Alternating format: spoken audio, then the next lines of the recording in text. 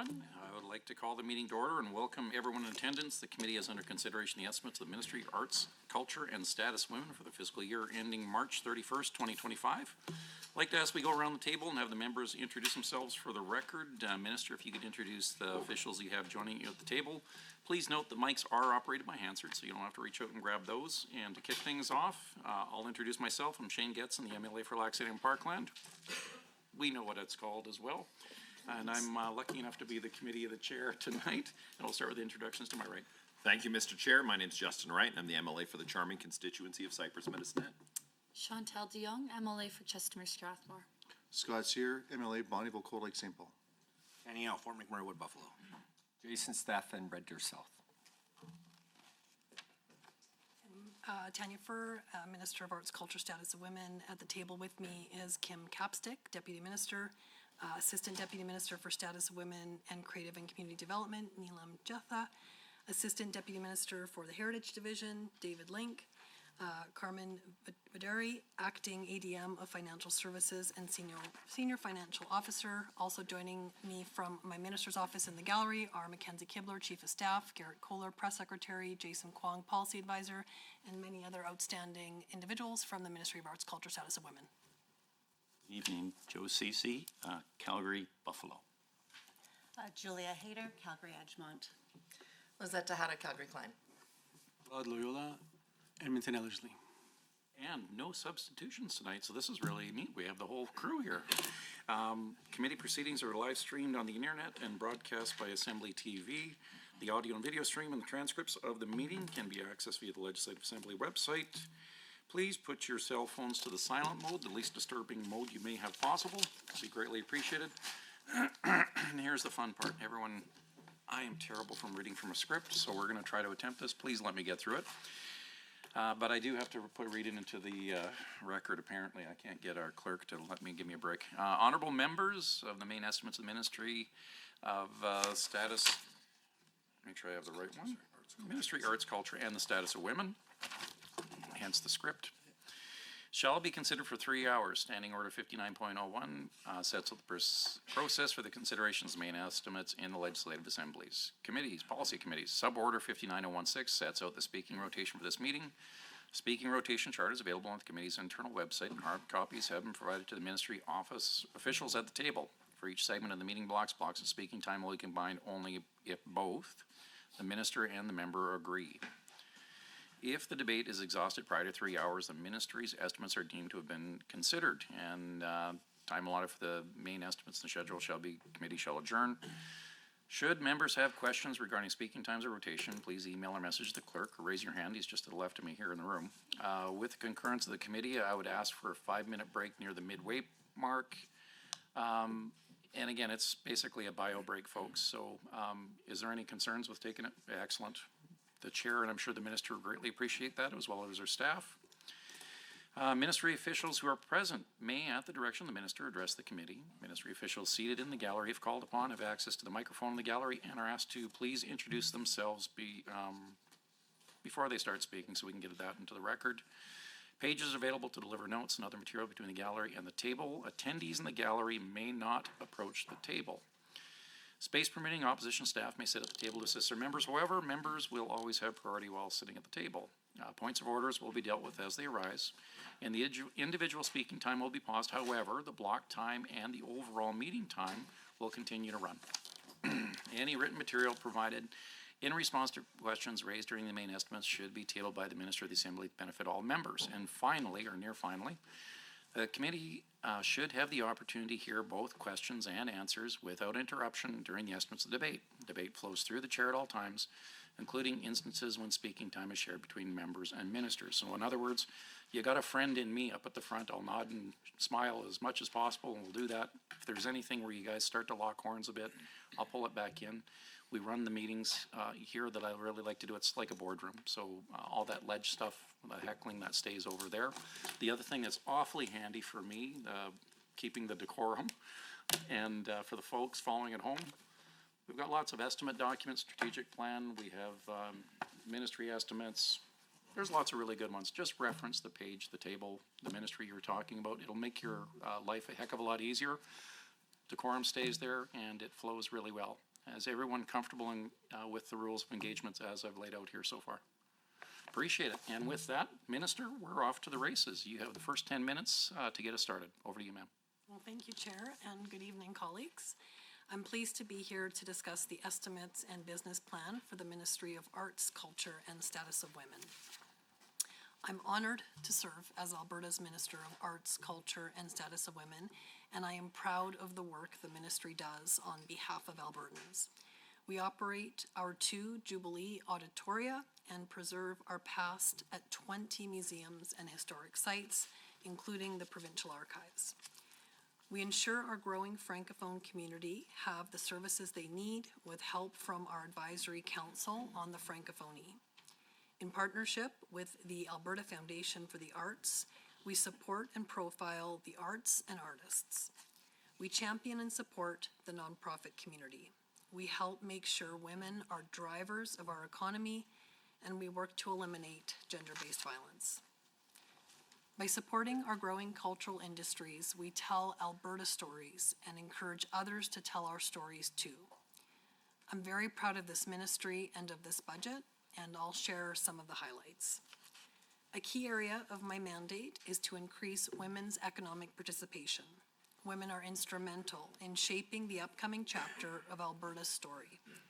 The Status of Women branch, with a budget of $19.8 million, is empowering women to pursue careers in trades and in science, technology, engineering, and mathematics, the STEM fields.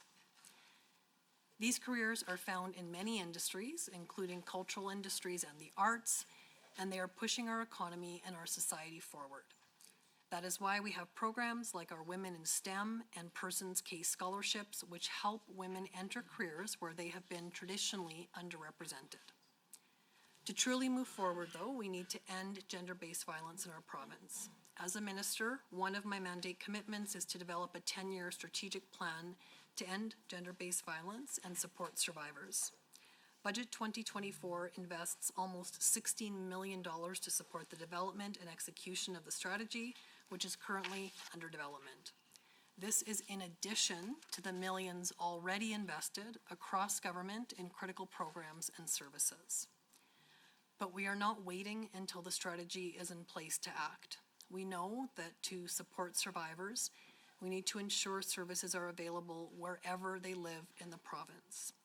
Through the Rural Sexual Assault Support Project, we offer free sexual assault care training to healthcare professionals in rural communities, giving them the skills to support people who have experienced a recent sexual assault. This will ensure survivors get the help they need, where and when they need it. My mandate letter also states the importance of the 2S LGBTQIA+ community to this government. I have been on the ground attending Central Alberta Pride, Edmonton Pride, and Calgary Pride festivals. I've met with dozens of leaders and organizations committed to supporting the community, and over $290,000 has been directed towards 2S LGBTQIA+ initiatives in recent years, including grants to Pride Calgary, Calgary Outlink, the Dinner Optimist Club, and several others. I look forward to continuing those investments through our community grant programs. All of our work in supporting strong, vibrant communities would not be possible without Alberta's nonprofit and volunteer sector. With approximately 280,000 Albertans working in this sector, it adds billions of dollars to the economy and provides vital services. This budget supports nonprofit organizations through several grant streams, and I am proud to continue our support for the sector with an overall investment of $128.9 million for community and volunteer support services. This includes record-level funding of $50 million for the popular Community Facility Enhancement Program, or CFEP, which supports hundreds of playgrounds, community halls, arts centers, and recreation facilities each year. And through our Community Initiatives Program, we will invest $16 million in programs, events, services, and one-time projects that allow our nonprofits to expand programs and help even more Albertans. Our capital plan also supports the nonprofit community. Following historically high funding for culture and recreation infrastructure over the last 3 years, Budget 2024 continues support for previously announced projects like the Glenbow and adds 2 new projects to build more community spaces for families and Albertans. Investing in the Arts Commons and Olympic Plaza transformation and the Windspear Phase 3 project not only support the arts, they also significantly contribute to downtown revitalization in both our major cities. And while the budget documents outline the first 3 years of our commitment, I am very proud that Alberta's government will be supporting these 2 projects with almost $116 million over the next 7 years. Because arts are a valued part of who we are as a province. That is why Alberta's government increased funding to support the arts with a $4.5 million increase to the Alberta Foundation for the Arts in 2024, reaching a record level $39.1 million annually by 2026. This increased support will allow the AFA to make the arts available and accessible to more people in all corners of the province, support more Alberta artists and arts organizations, and allow more Albertans to see our incredible art collection firsthand. This will ensure Albertans can experience the arts as a creator, as a career, or as an audience member. This is important now more than ever because our cultural industries have witnessed substantial growth over the last few years, especially our film and television industry. This is why we're making sure producers around the world know about our competitive financial incentives, breathtaking locations, world-class studios, and exceptional crews. And our efforts are paying off, as we are seeing more award-winning shows filmed right here in Alberta. Budget 2024 allows us to continue that momentum, diversifying our economy, creating jobs, and sharing our culture, perspective, and stories around the world. And Albertans will see the benefit. With every dollar of government support towards film and television production, it generates $4 of investment back into the province, an incredible return on investment. Much like the film and television sector, the music, book, and magazine publishing sectors also offer an opportunity for significant impact to our economy. And that's why we're maintaining funding for our Alberta Media Fund at $8 million per year. We're also telling our story to the world through the government's world-class museums and heritage sites. The Royal Tyrrell Museum welcomed more than 500,000 visitors last year, a new museum record, and the Royal Alberta Museum just launched its first feature exhibit in years, Angkor, the Lost Empire of Cambodia. To continue drawing Albertans and tourists to our government-owned heritage facilities and to support our other heritage programs, Budget 2024 invests $52.9 million to the Heritage Division. That sees programming at Royal Tyrrell and Royal Alberta Museums continue and expand, but it also supports historical sites across the province like Ukrainian Cultural Village, Reynolds Museum, Frank Slide, and Head Smashed In Buffalo Jump, just to name a few. Now I'd like to take a moment to wish everyone a happy Francophonie Month and an important time to recognize and celebrate the more than 250,000 French speakers in Alberta and the contributions they make to our province. Budget 2024 recognizes their importance too, increasing funding for the Francophone Secretariat to $4 million. This funding allows the Secretariat to continue to implement Alberta's French policy and work with all ministries to enhance services in French, including increased services in health, in justice, and in education. Mr. Chair, these are just some of the highlights. The Ministry of Arts, Culture, and Status of Women is supporting communities in every corner of the province, from north to south to east to west. We are enabling people to volunteer for a cause, championing women, and inspiring through art. From dinosaurs to festivals, from books to award-winning screen productions, we are bringing economic benefits to our province. We are telling Alberta stories.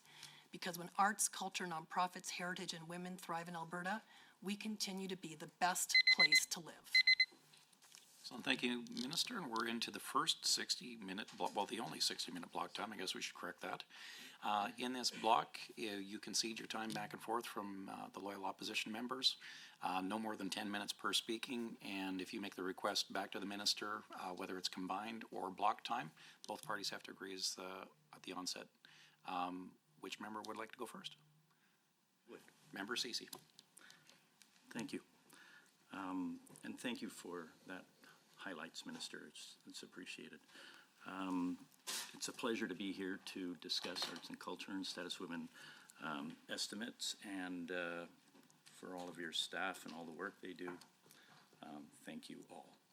I'd like to also recognize that it's Francophonie Month, and this month is this month, and just wish everyone who, 250,000 Francophonie speakers in Alberta, a great month. Also to recognize that it's Treaty 6 territory that we're on, important territory also to the Métis people.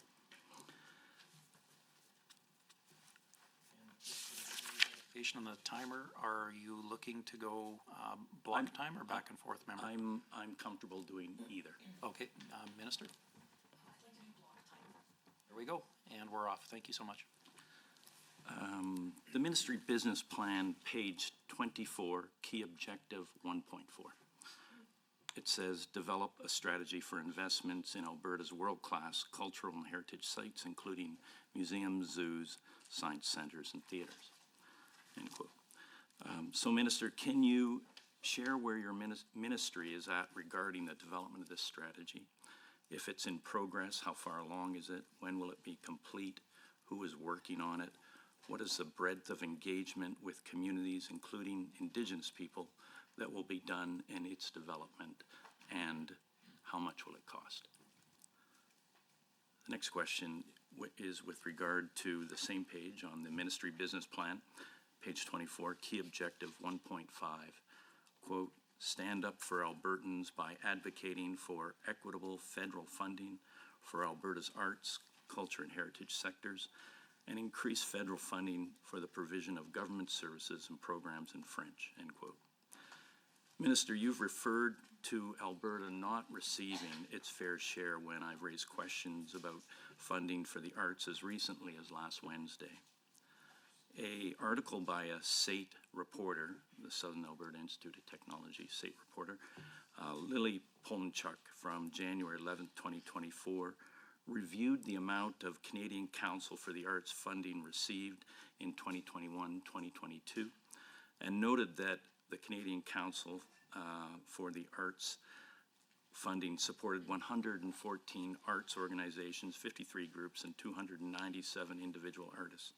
Artists cumulatively received $7.5 million in grants, and overall CCA gave Alberta $28.4 million in grants. In that same year, 2021-2022, provincial Alberta funding for the arts funding was $25.6 million, about $3 million lower than the federal government. So, Minister, can you share how you've gone about trying to achieve this key objective? What steps have you taken, or your officials taken, in your words, to receive fair federal funding? In the other initiatives budget line, that is 2.3 on page 54 of the estimates. Minister, can you expand on the other initiatives line and identify a project or two that receive funding that the description says falls outside the parameters of SIP and CFEP? My fourth question is this the kind of budget line, or are there others potentially at your disposal that could assist entities like the Edmonton Fringe Festival on an emergency basis, which just yesterday indicated it's in financial difficulty? My fifth question, can the minister table a list of projects from last year that received monies from this budget line, other initiatives 2.3, or indicate where it might be published. On to the Alberta Foundation for the Arts.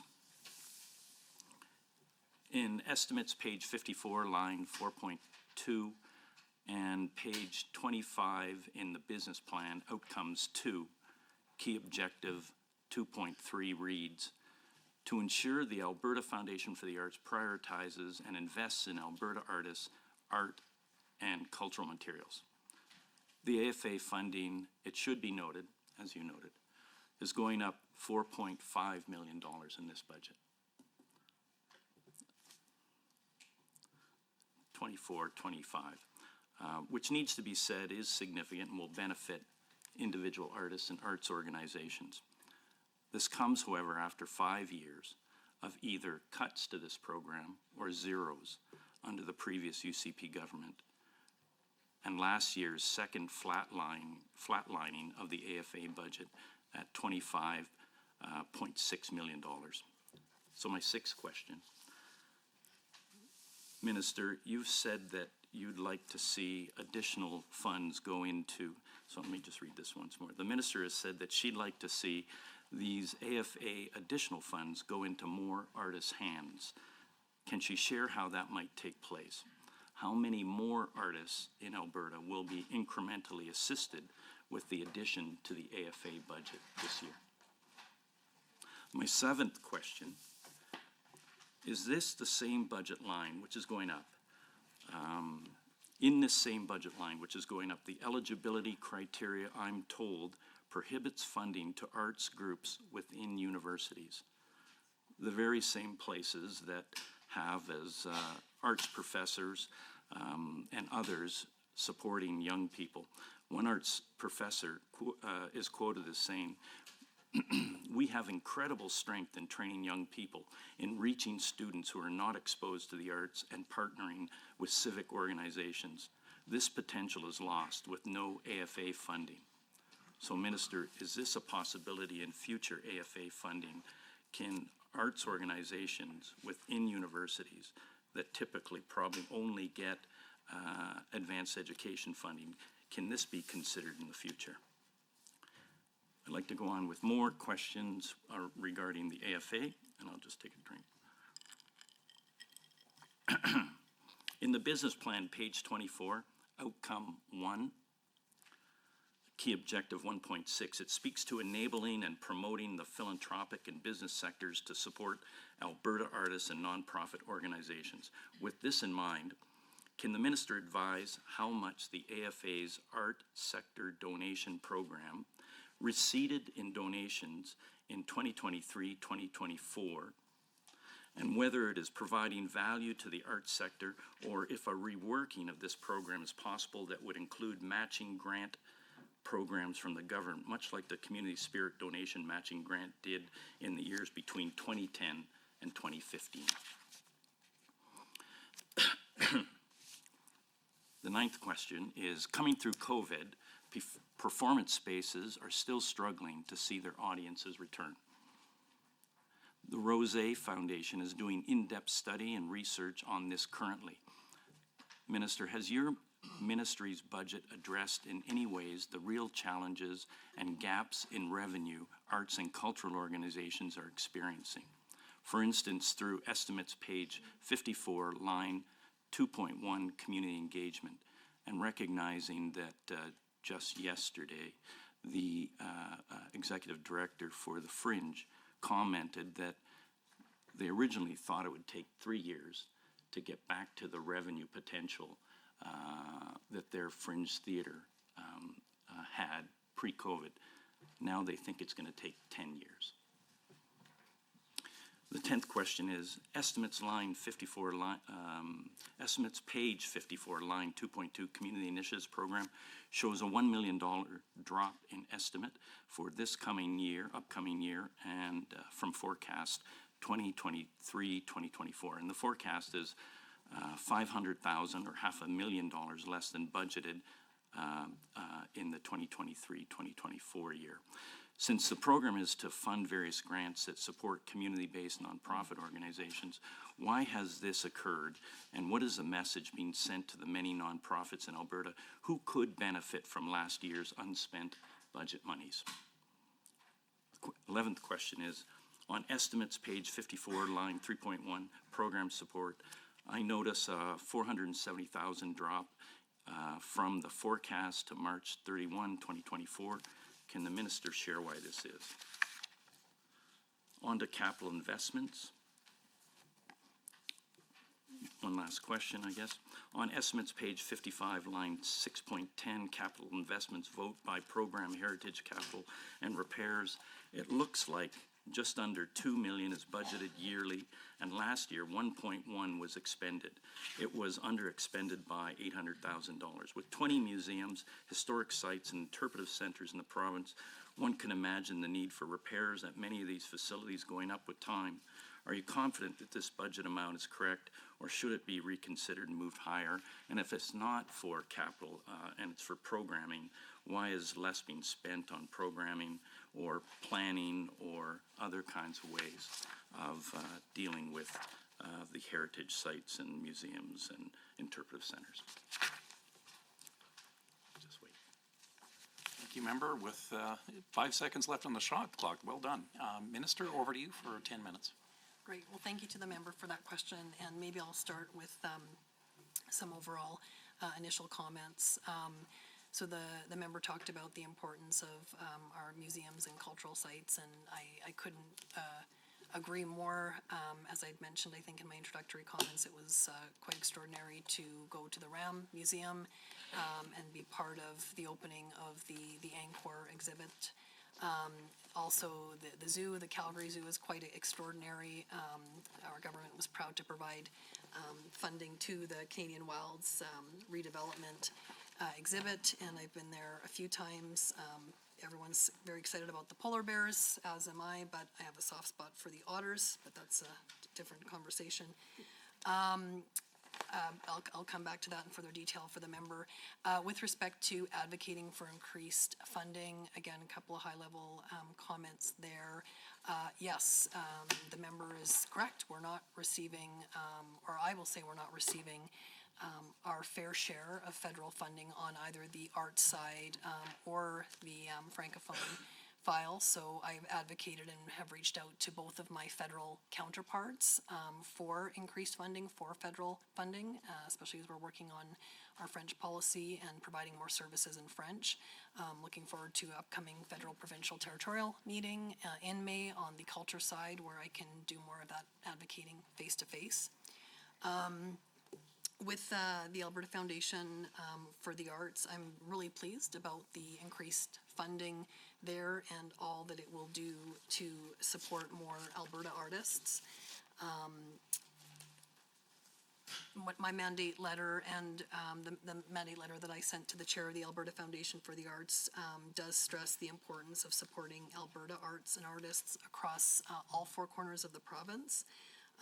And some of the programs that they do that I hope will be enhanced are things like their TREC program, their traveling exhibition program, which takes art to all four corners of the province, rural, urban, north, south, small town, big town. I was amazed when I started in the job and had an opportunity to tour some of the art that we have in storage, and just to have row after row of wall pulled out with this amazing art that is gorgeous and should be more on display and for more people across the province to see and celebrate and promote our amazing Alberta artists. Just to name a few, I'm proud of the Alberta Artist in Residence program we have. Some of the incredible work that Arius Osborne has done, or just the other day when we did the Alberta Foundation for the Arts announcement at the King Eddie in downtown Calgary. Sharon Rose Kootenay was there. She's a Métis Cree artist who is our current Alberta Artist in Residence, and just unbelievably talented, and gifted me the most beautiful teacup and saucer that was made out of moose hide that she had beaded with little green beads, because she said she liked my last name. So there's this incredible piece of handmade art in my office that everyone should come check out. What else did I want to mention before I pass into, maybe I'll leave it there and go into some other notes to answer some of the members' questions. So the plan for historical and culture infrastructure is under development now, and we'll work with our stakeholders to develop that plan over the next year. With respect to advocating on behalf of artists and the arts sector, our government is standing up for Albertans by, as I mentioned, advocating for equitable federal funding for Alberta's arts, culture, and heritage sectors.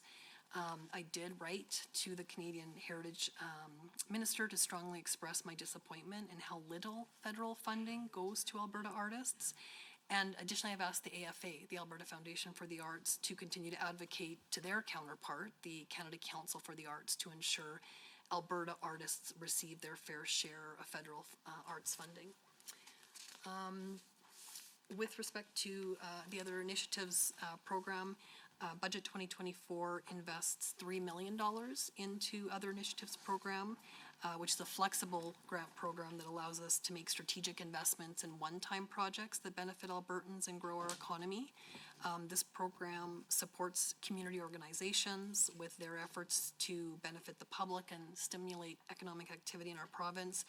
One example would be past funding that was provided to support Explore Edmonton, with hosting the Canadian Country Music Awards in 2024 and the Juno Awards in March of 2023, which brought more than $12 million in economic impact, as stated by Alberta Enterprise Group. The slight reduction in this grant is a result of Tourism and Sport now funding the Canadian Final Rodeo event. Edmonton Fringe Festival.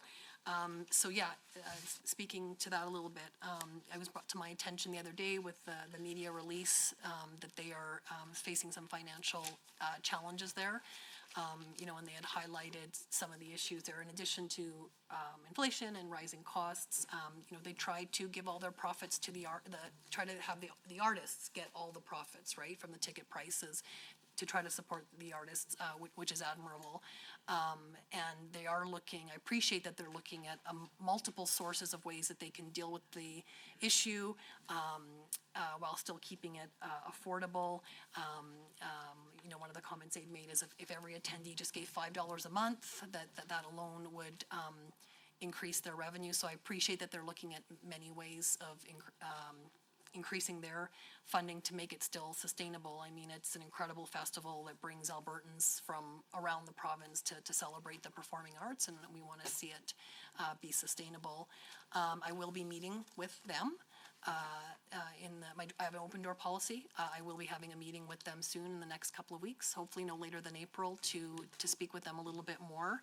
I am proud that our government has provided them over $2.5 million since 2019, through the Alberta Foundation for the Arts and the Community Grant programs. And again, another reason why I need to continue advocating for more federal funding.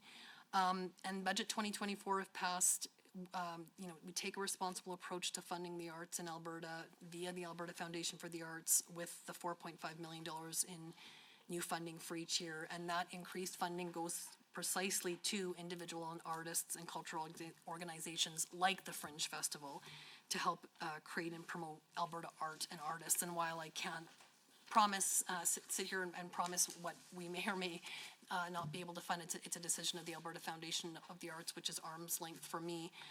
I just think their past history and record of supporting the Fringe Festival speaks volumes of how they value what the Fringe Festival brings to Edmonton and surrounding areas.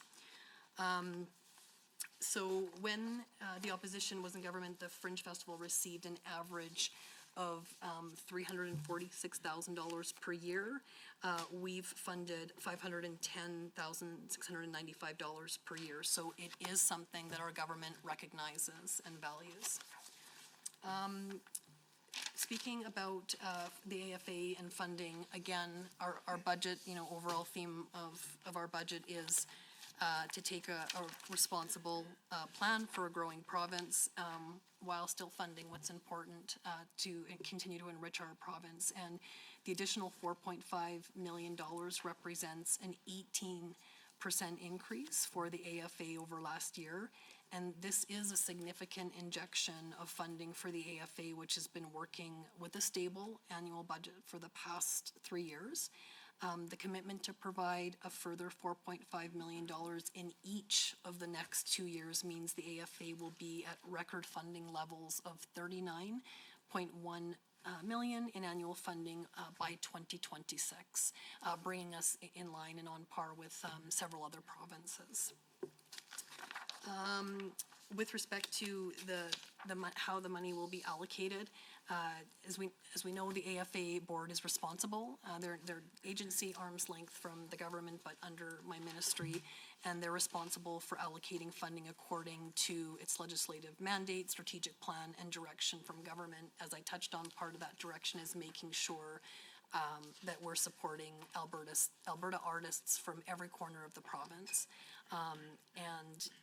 I know that in meeting with, as I know the member as well has met with many stakeholders, I've met, including individual artists that I've met with from larger, more formal roundtables to gatherings that people in the community have held for me in their home, where 3 or 4 of those gatherings, where each of those had 15 to 20 artists of various backgrounds in attendance, hearing lots of feedback on how they would like to see that money allocated. And of course, we know one of the challenges of government is trying our best to make everybody happy, but the increase in funding is definitely a starting. Oh, that went fast. It sure does. Back to the loyal opposition members. Thank you for taking our questions today. Mr. Chair, on page 53 of the government. MLA Hader, I apologize, I'm starting to be a stickler as well. Before you do that, you have to ask the minister whether it's shared or sorry. block, and once we have that established, we'll go. I just assumed she said block with No, Ms. no worries. Basisi, so And- I was just gonna follow the lead of the last one, but I'm assuming you'd like to Yes, just block. please. Okay, sorry. Perfect. Clerks are good, I'm good, we're all good. Okay, Away you go. perfect. Thank you. Now I'm gonna have to speak faster.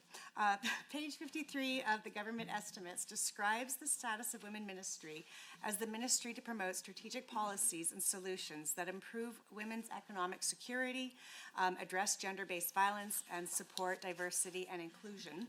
So broadly speaking, the status of women should be promoting women's rights and advancements across all ministries. The spend went from just over 6 million to 19 million, but not much other information has been provided. So I'm hoping that I could get a breakdown to let us know what that funding is and how it goes towards. It's a very small spend of 19 million, but the key of your mandate of the status of women is to promote economic security. So I'm also wanting to know what you are doing to advocate across the ministries to support women. Alberta is currently developing a 10-year strategic plan to end gender-based violence. Unfortunately, right now, we are currently the 4th highest rate of police-reported sexual assault and the 5th highest rate of police-reported intimate partner violence causing bodily harm or death. Page 26 of the business plan shows the performance measure 2.B. So I'm wondering, how are we working to end violence against women? What specific steps are being taken? The Alberta government is to receive $54 million in federal funding to develop and deploy a 10-year plan to end gender-based violence here in Alberta. So how is this funding reflected in the budget? And how are you allocating it to address gender-based violence? And I was hoping to know which line item it is under, and how are we tracking the efficacy of the spend from this grant based on the National Action Plan? How are we earmarking funds to stabilize the sector as well? Does ensuring women's shelters are adequately staffed not also play into this? Women's shelters are essential spaces to preventing the re-victimization of women and stopping domestic violence in its tracks. These shelters need to have staff to run, yet staff who are predominantly women are not making wages that allow them to live in Alberta. So is increasing funding for women's shelters as well as the shelter staff going to be increased? I'd like to know what you're doing to advocate for more funding within your own ministry to address gender-based violence. The Alberta Council of Women's Shelters has been actively calling on the government to better fund women's shelters and has stated that they need an additional $10 million a year. Just today, it was announced that the government would be providing $10 million over 4 years, with the largest amount coming in its current fiscal year and decreasing going forward. However, as the critic for status of women, I'm concerned about the priorities of this government. I've asked the government repeatedly to increase investment into women's shelters, gender-based violence training, and providing resources for women in dangerous situations. And yet, this money has never been available. I'm wondering if the minister could explain why this government can find an extra $11 million annually for sports, but continues to dole out pennies when it comes to protecting women. Does the minister feel that this is the best use of money? This government is well aware of the fact that when women are trapped in dangerous situations, whether it's an unsafe home or in a relationship with a violent partner, they can die at the results. Can the minister explain why funding stadiums and athletes is a priority over that of the safety of the women? Just to try to help you navigate through that, just so you understand, the ministers can't comment on the other ministries, so they may not be able to answer your question. I'm hoping we can. And just to guide you through it, just to make sure that we can keep our sticks on the ice.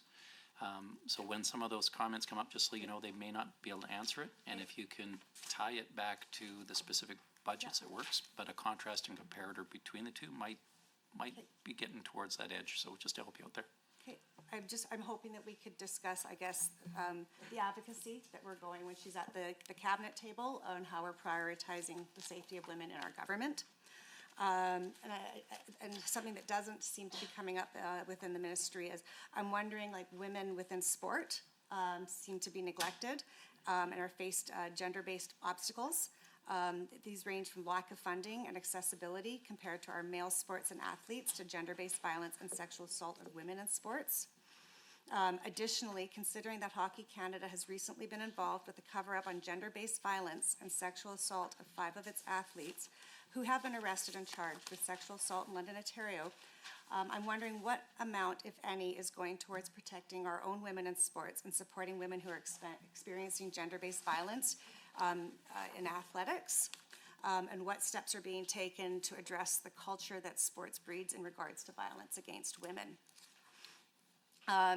Alberta's government has given out their first year's funding so far to advance education to help stop campus sexual violence, public safety to help stop human trafficking, Indigenous relations to support the missing and murdered Indigenous women and girls work group recommendations, justice for provincial court sexual assault awareness training, and seniors, community, and social services to help stop elder abuse. I'm hoping that I could get a breakdown of the funding for each of those lines. Page 53 of the government estimate says the Status of Women Ministry promotes strategic policies and solutions that improve women's economic security. I have been calling on the government to provide universal access to free prescription contraception in Alberta that would ensure that women would have more control over their lives and their economic future. This policy would improve the health of children and mothers. It strengthens Alberta's families and makes life more affordable for everyday Albertans, and it saves the government some money. With this, research, the cost of universal access to free prescription contraception in Alberta is estimated to cost less than $35 million in the first year. We would expect cost neutrality at year 2, $4.5 million cost saving after year 3, and $24 million cost savings in year 4. Studies have shown that for every $1 invested in universal access to free prescription contraception can result in $4 to $7 saved in direct health costs and up to 9 times 90 savings in the public sector overall. So simply put, the cost of providing free prescription contraceptions is considerably lower than the cost of unassociated with unintended pregnancies. And while we're in the middle of an affordability crisis, with the rising costs of our rent and our groceries, birth control shouldn't be a luxury item. So I'm wondering, with the ability to effectively time pregnancies, people could better provide things like food, education, and housing for their children. Children who are planned for have a better health and social outcome than those who are unplanned. And this contributes to a better overall health, but also economic outcome for women and all other individuals. The time has come for the government of Alberta to invest in women's participation in the economy. And I'm wondering if we would relook at doing universal access to free prescription contraception. I don't think that this actually should be a partisan issue. It's a human one. So I'm wanting to know what is going on with the ministry to advocate to the government on how we're going to assist women with the call of universal prescription contraception to participate in Alberta's economy. My next set of questions are going on to metrics. I'm wondering how many FTEs are there in the status of women? What are the duties of the FTEs and what role are they playing? The metrics in the business plan to measure success for the status of women are incredibly narrow. There are only violence and STEM.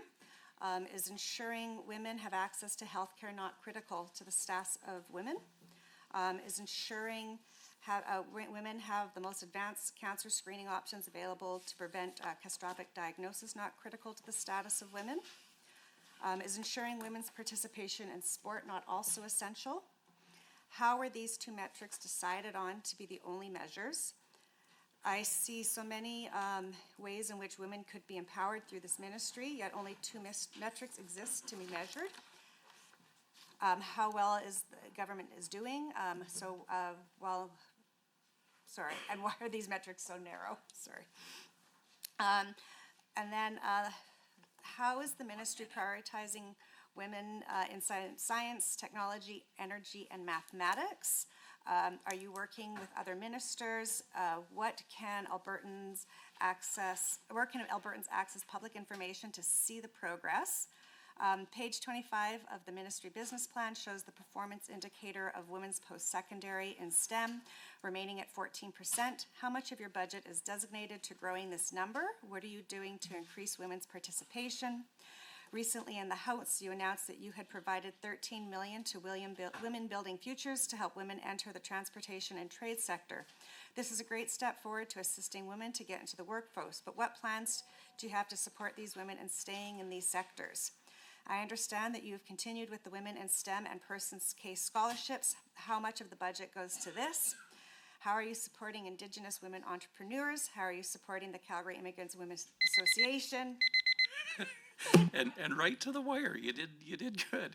Usually I call the second part the rapid fire, but I think we might have to move it up with this one. Minister, over to you.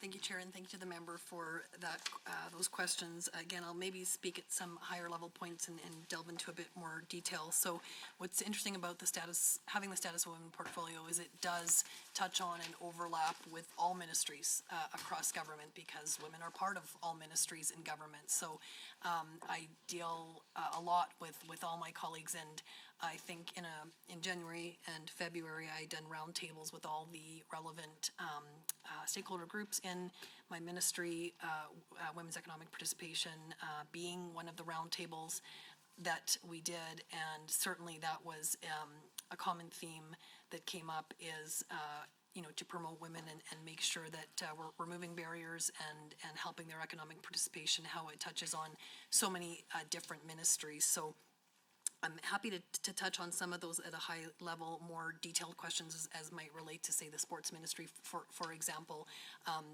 That would perhaps be better delved into with the Minister of Sports and Tourism, but I do have some comments that I'd like to make on that. So I am a proponent of getting to girls when they're young. The member talked about STEM, science, technology, engineering, mathematics. I couldn't agree with her more.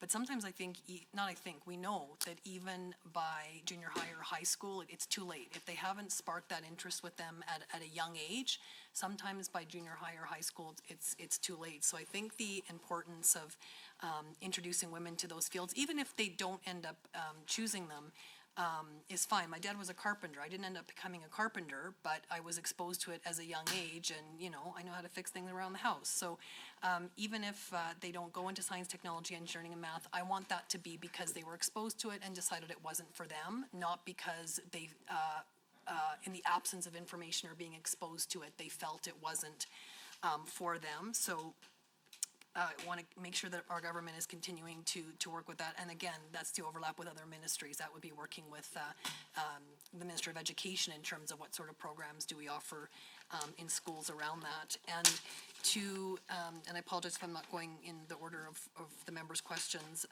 but she brought up good points about sports and girls in sports. There's stats that show, and I should have it in front of me, but the percentage of CEOs and presidents of companies that were women, how many of them played sports when they were younger, it's astounding. I should get the exact number, but it's 80-90% of them, something like that, played sports. So, but an example of where my ministry would maybe tie into sports and gender-based violence, it would be funding that we provided to a program a while ago called Be the Voice, which was a program that aims to target bullying and harassment and through athletes, coaching and mentoring other athletes, because yes, it can sometimes be more prevalent in certain areas, and what an amazing, and that was something that our government was proud to fund, the Be the Voice program, which again has athletes coaching and teaching other junior athletes in sports about bullying and harassment, which I think covers many goals. It addresses gender-based violence and harassment. It creates a safer environment for girls in sports. Again, I think it's important, just like with STEM, I'm jumping all over the place, but with sports, that girls have to be exposed to it early, and there has to be opportunities for them in it early. The Persons Case Scholarship, Women in STEM Scholarship, yeah, that's very important to continue to support those. I'd like to move to, the member was asking about the gender-based violence. Yes, our government is proud that we're working to develop a 10-year strategy on the National Action Plan to end gender-based violence, survivor-centric, supporting survivors, but making it a plan tailored to Alberta's needs, and a Made in Alberta action plan. And it's about enhancing the existing work that's being done, but identifying gaps as well, identifying root causes. Again, the stats that the member quoted are correct and not acceptable to have those rates of violence in this province. And the engagements that are underway and will continue will include, community organizations, Indigenous people, 2S LGBTQIA+ community members, refugees, immigrants, rural and remote areas, engaging men and boys, and most importantly, engaging survivors. And it's the CIWA, the important work that CIWA does, the Calgary Immigrant Women's Association, cannot be understated. The Women Building Futures announcement I recently partnered with the Minister of Transportation and Economic Corridors, the important work that they do in terms of getting women in that particular case into the underrepresented field of trucking and transportation. And some of the stories that the women told there was so inspiring, from as serious things of, well, I was told that was for men, I couldn't do it, to, well, I didn't think I could do it because I didn't think I could reach the gas pedal. Well, yes, you can reach the gas pedal.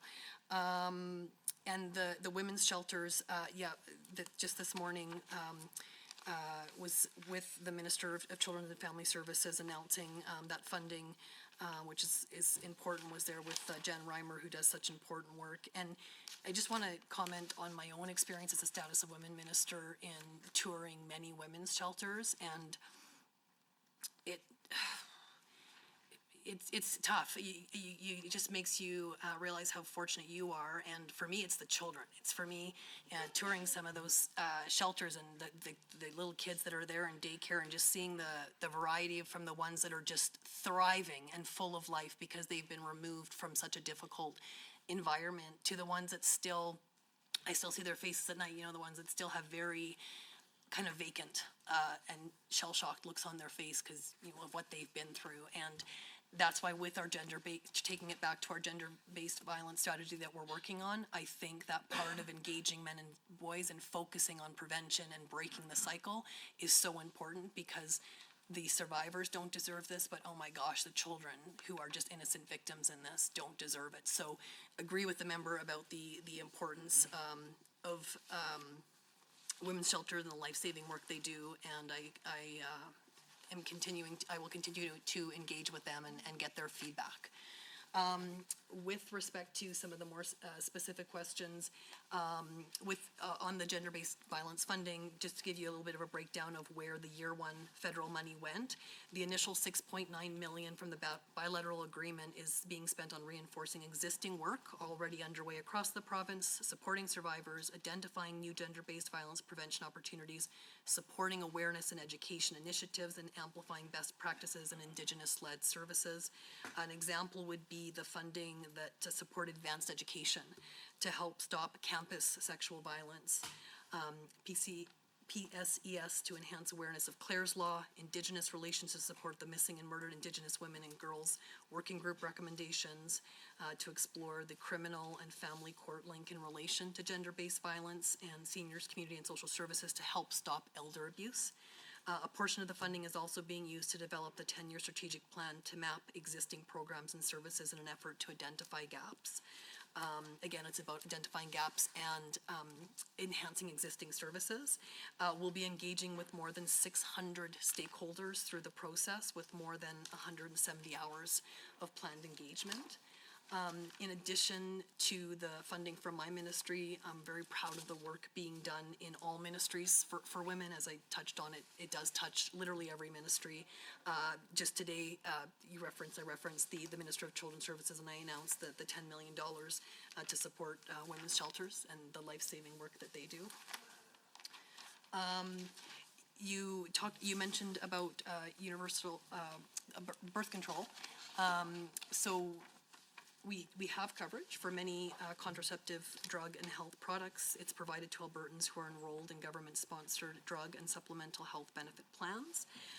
Oral contraceptives, injectable contraceptives, intrauterine devices, and other support for women in their reproductive health care choices are included in these supplemental health benefits. I just wanted to share a story too about the United Way Period Promise.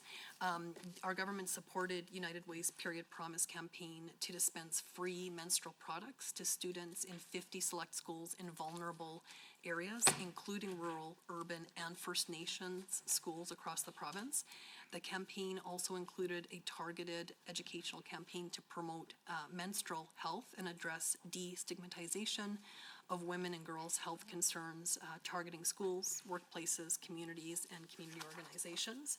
And with respect to FTEs, so as we know, the Status of Women's develops policies and programs that improve women's economic security, address gender-based violence, as we talked about, and support diversity and inclusion. They're also responsible for planning and delivering key 21 FTEs. Right to the wire. The official opposition, MLA Tejeda. Did I say that correctly? Tejada. Tejada. There we go. I'm absolutely it. brutal at it, so thank you. Tejada. And again, just ask if it's shared or blocked. Thank you. To the minister, would you like to do block or shared? Blocked, please. Okay, great. All right. Thank you so much for taking our questions and answering with so much detail. I feel like every estimates I'm learning more and more. I just wanted to refer to outcome 2, which is on page 25, that all Albertans have the opportunity to enjoy and benefit from vibrant, inclusive, and active communities to enrich their lives. So under that objective, for 2.5 on page 26, one of the measures noted is to continue to engage and support with members of the 2S LGBTQIA community. Would you be able to provide through the chair some detail as to what that engagement and support can be defined as for this ministry? Oh, sorry. First time, it's first time. Okay, You got lots of time, just All take your right. time, we're good. thank you so much. Okay.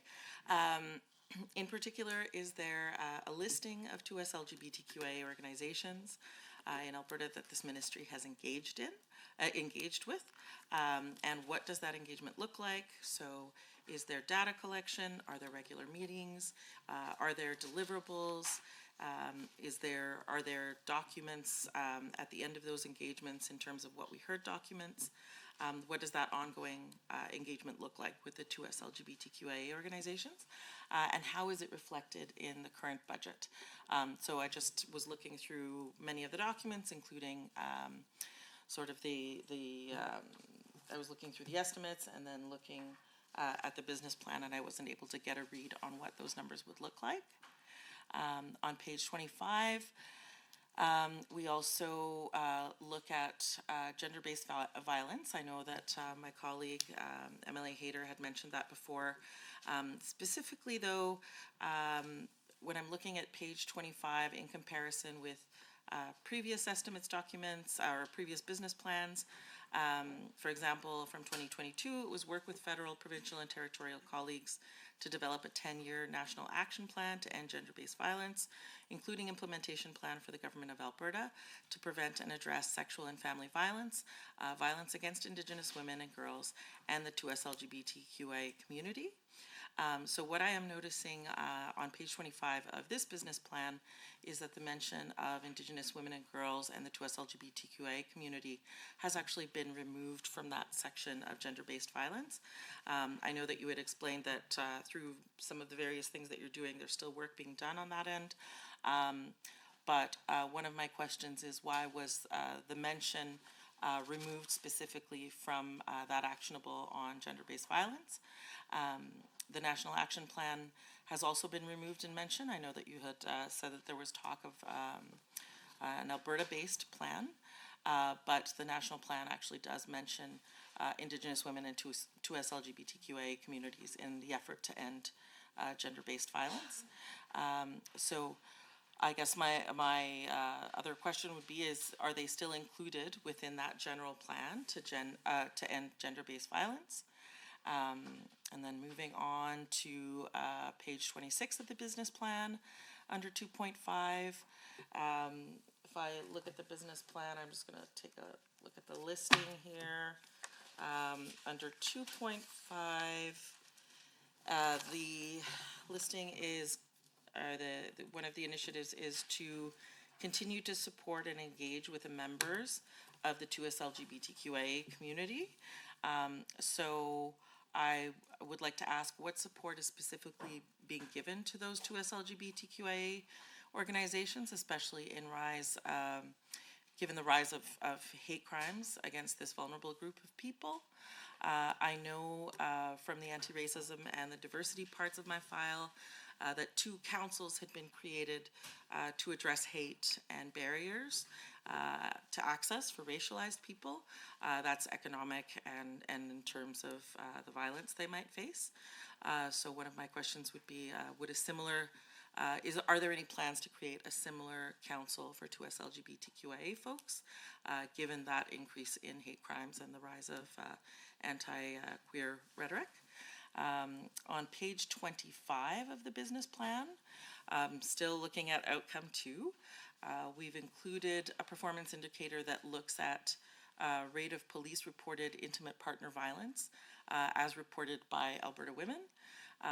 In terms of the 2S LGBTQA community, reflecting on the fact that they were previously included in the gender-based violence plan and are now not listed under that same line item, will this ministry be looking at a metric on how we measure the safety of 2S LGBTQIA Albertans? I asked this question specifically today as I was honored to attend Two-Spirit Awareness to Celebration Day, as it's been proclaimed today by the City of Edmonton. One of the questions that also came up there that still relates to this safety item on page 25 of the business plan is, are there any plans to create shelters specifically for 2S LGBTQA folks, as they have very specific needs in terms of safety, in terms of culturally competent care? The next question I have is from page 54 of the estimates. So I see that through the chair that 30.1 million in funding is going to the Alberta Foundation for the Arts, and what one of my questions is, which relates to my anti-racism file as well, and the 2S LGBTQIA parts of my file. Is there a portion of any of these funds through the Alberta Foundation for the Arts that is earmarked for 2S LGBTQIA organizations or BIPOC organizations to ensure that equitable access and representation of the Alberta story, especially for those groups that have been proven to have less access to capital for such projects? Moving on to page 23 of the business plan. One of the things that that I've also noted in just the general government strategic plan is something I was really heartened to read and to learn more about this year, which was the Alberta Missing and Murdered Indigenous Women and Girls Roadmap. So I'm just going to quote what's in the roadmap, and that is in the roadmap, but also in our strategic plan for government, which is the express goal to guide government action through the years to come as we work on reducing violence and increasing safety and economic security for Indigenous women, girls, and 2S LGBTQIA+ people. Through the chair, can the minister inform Albertans on how this roadmap is being used across government ministries, and specifically if it's being used to guide this ministry in terms of its ongoing initiatives and grants? And can you tell us how it's being implemented or referenced in activities across the ministry? I already asked my question about the Two-Spirit Awareness Day. Okay, so if I look at the statement of operations on page 27 of the business plan, to the minister through the chair, what I'm looking at for revenue, I see that there are transfers from the Government of Canada and roughly the amount of 42 million.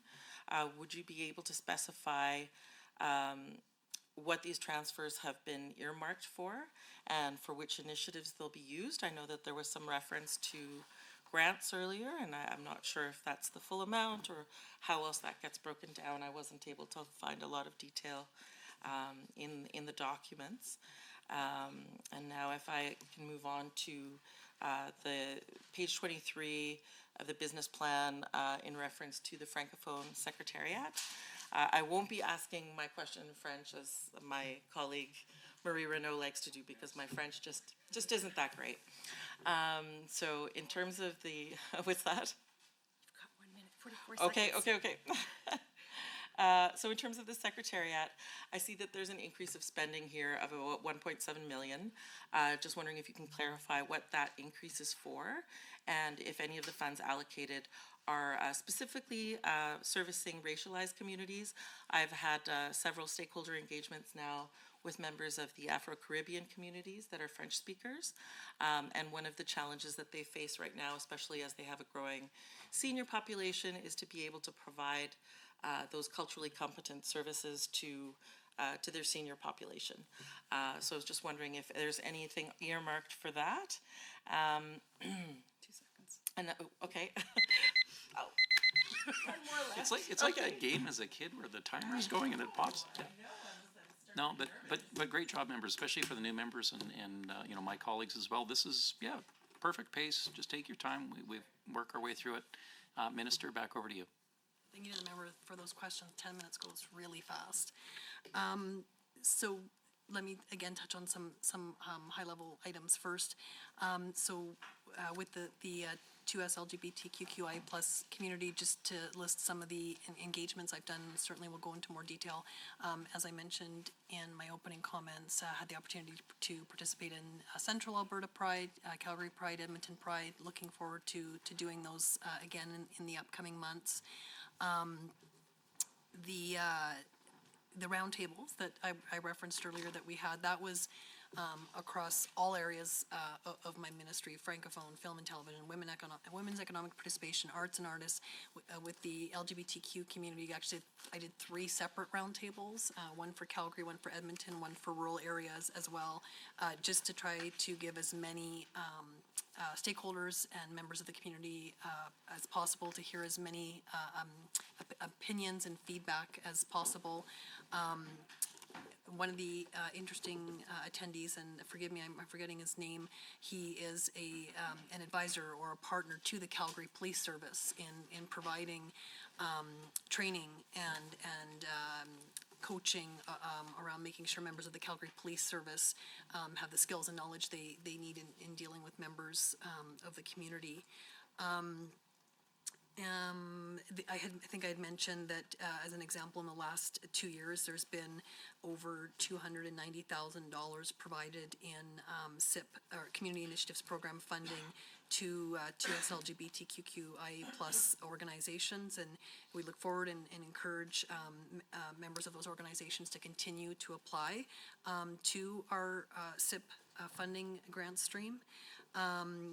There's also the Stars of Alberta Awards. We do those every year, and recently a Breaking Barriers category was introduced for the Stars of Alberta Award, which specifically focuses and highlights on advocates in the community who advocate and promote for inclusion.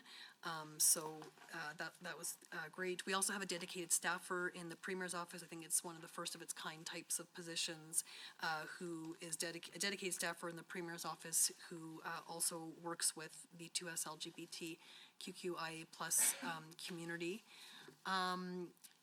Hopping over to gender-based violence for a moment, yes, we know that members of the 2S LGBTQIA plus community and Indigenous folks unfortunately do face those higher rates of violence. And when I was mentioning the stakeholder engagements that we're doing in the wide range of groups, that's going to include absolutely, I just want to reiterate again, those stakeholders and those participants will include Indigenous, the Indigenous community and members of the 2S LGBTQIA plus community.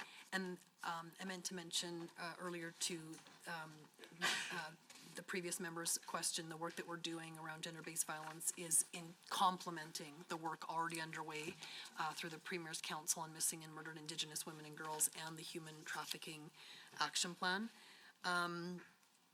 The Alberta Foundation for the Arts, the mandate letter that I've provided to them makes clear my expectation that there be a focus on representing a diversity, a range of artists. I have not mandated a specific amount or percentage that it goes to certain groups or categories, but it has been made clear that representing a diverse range of Alberta artists is an expectation.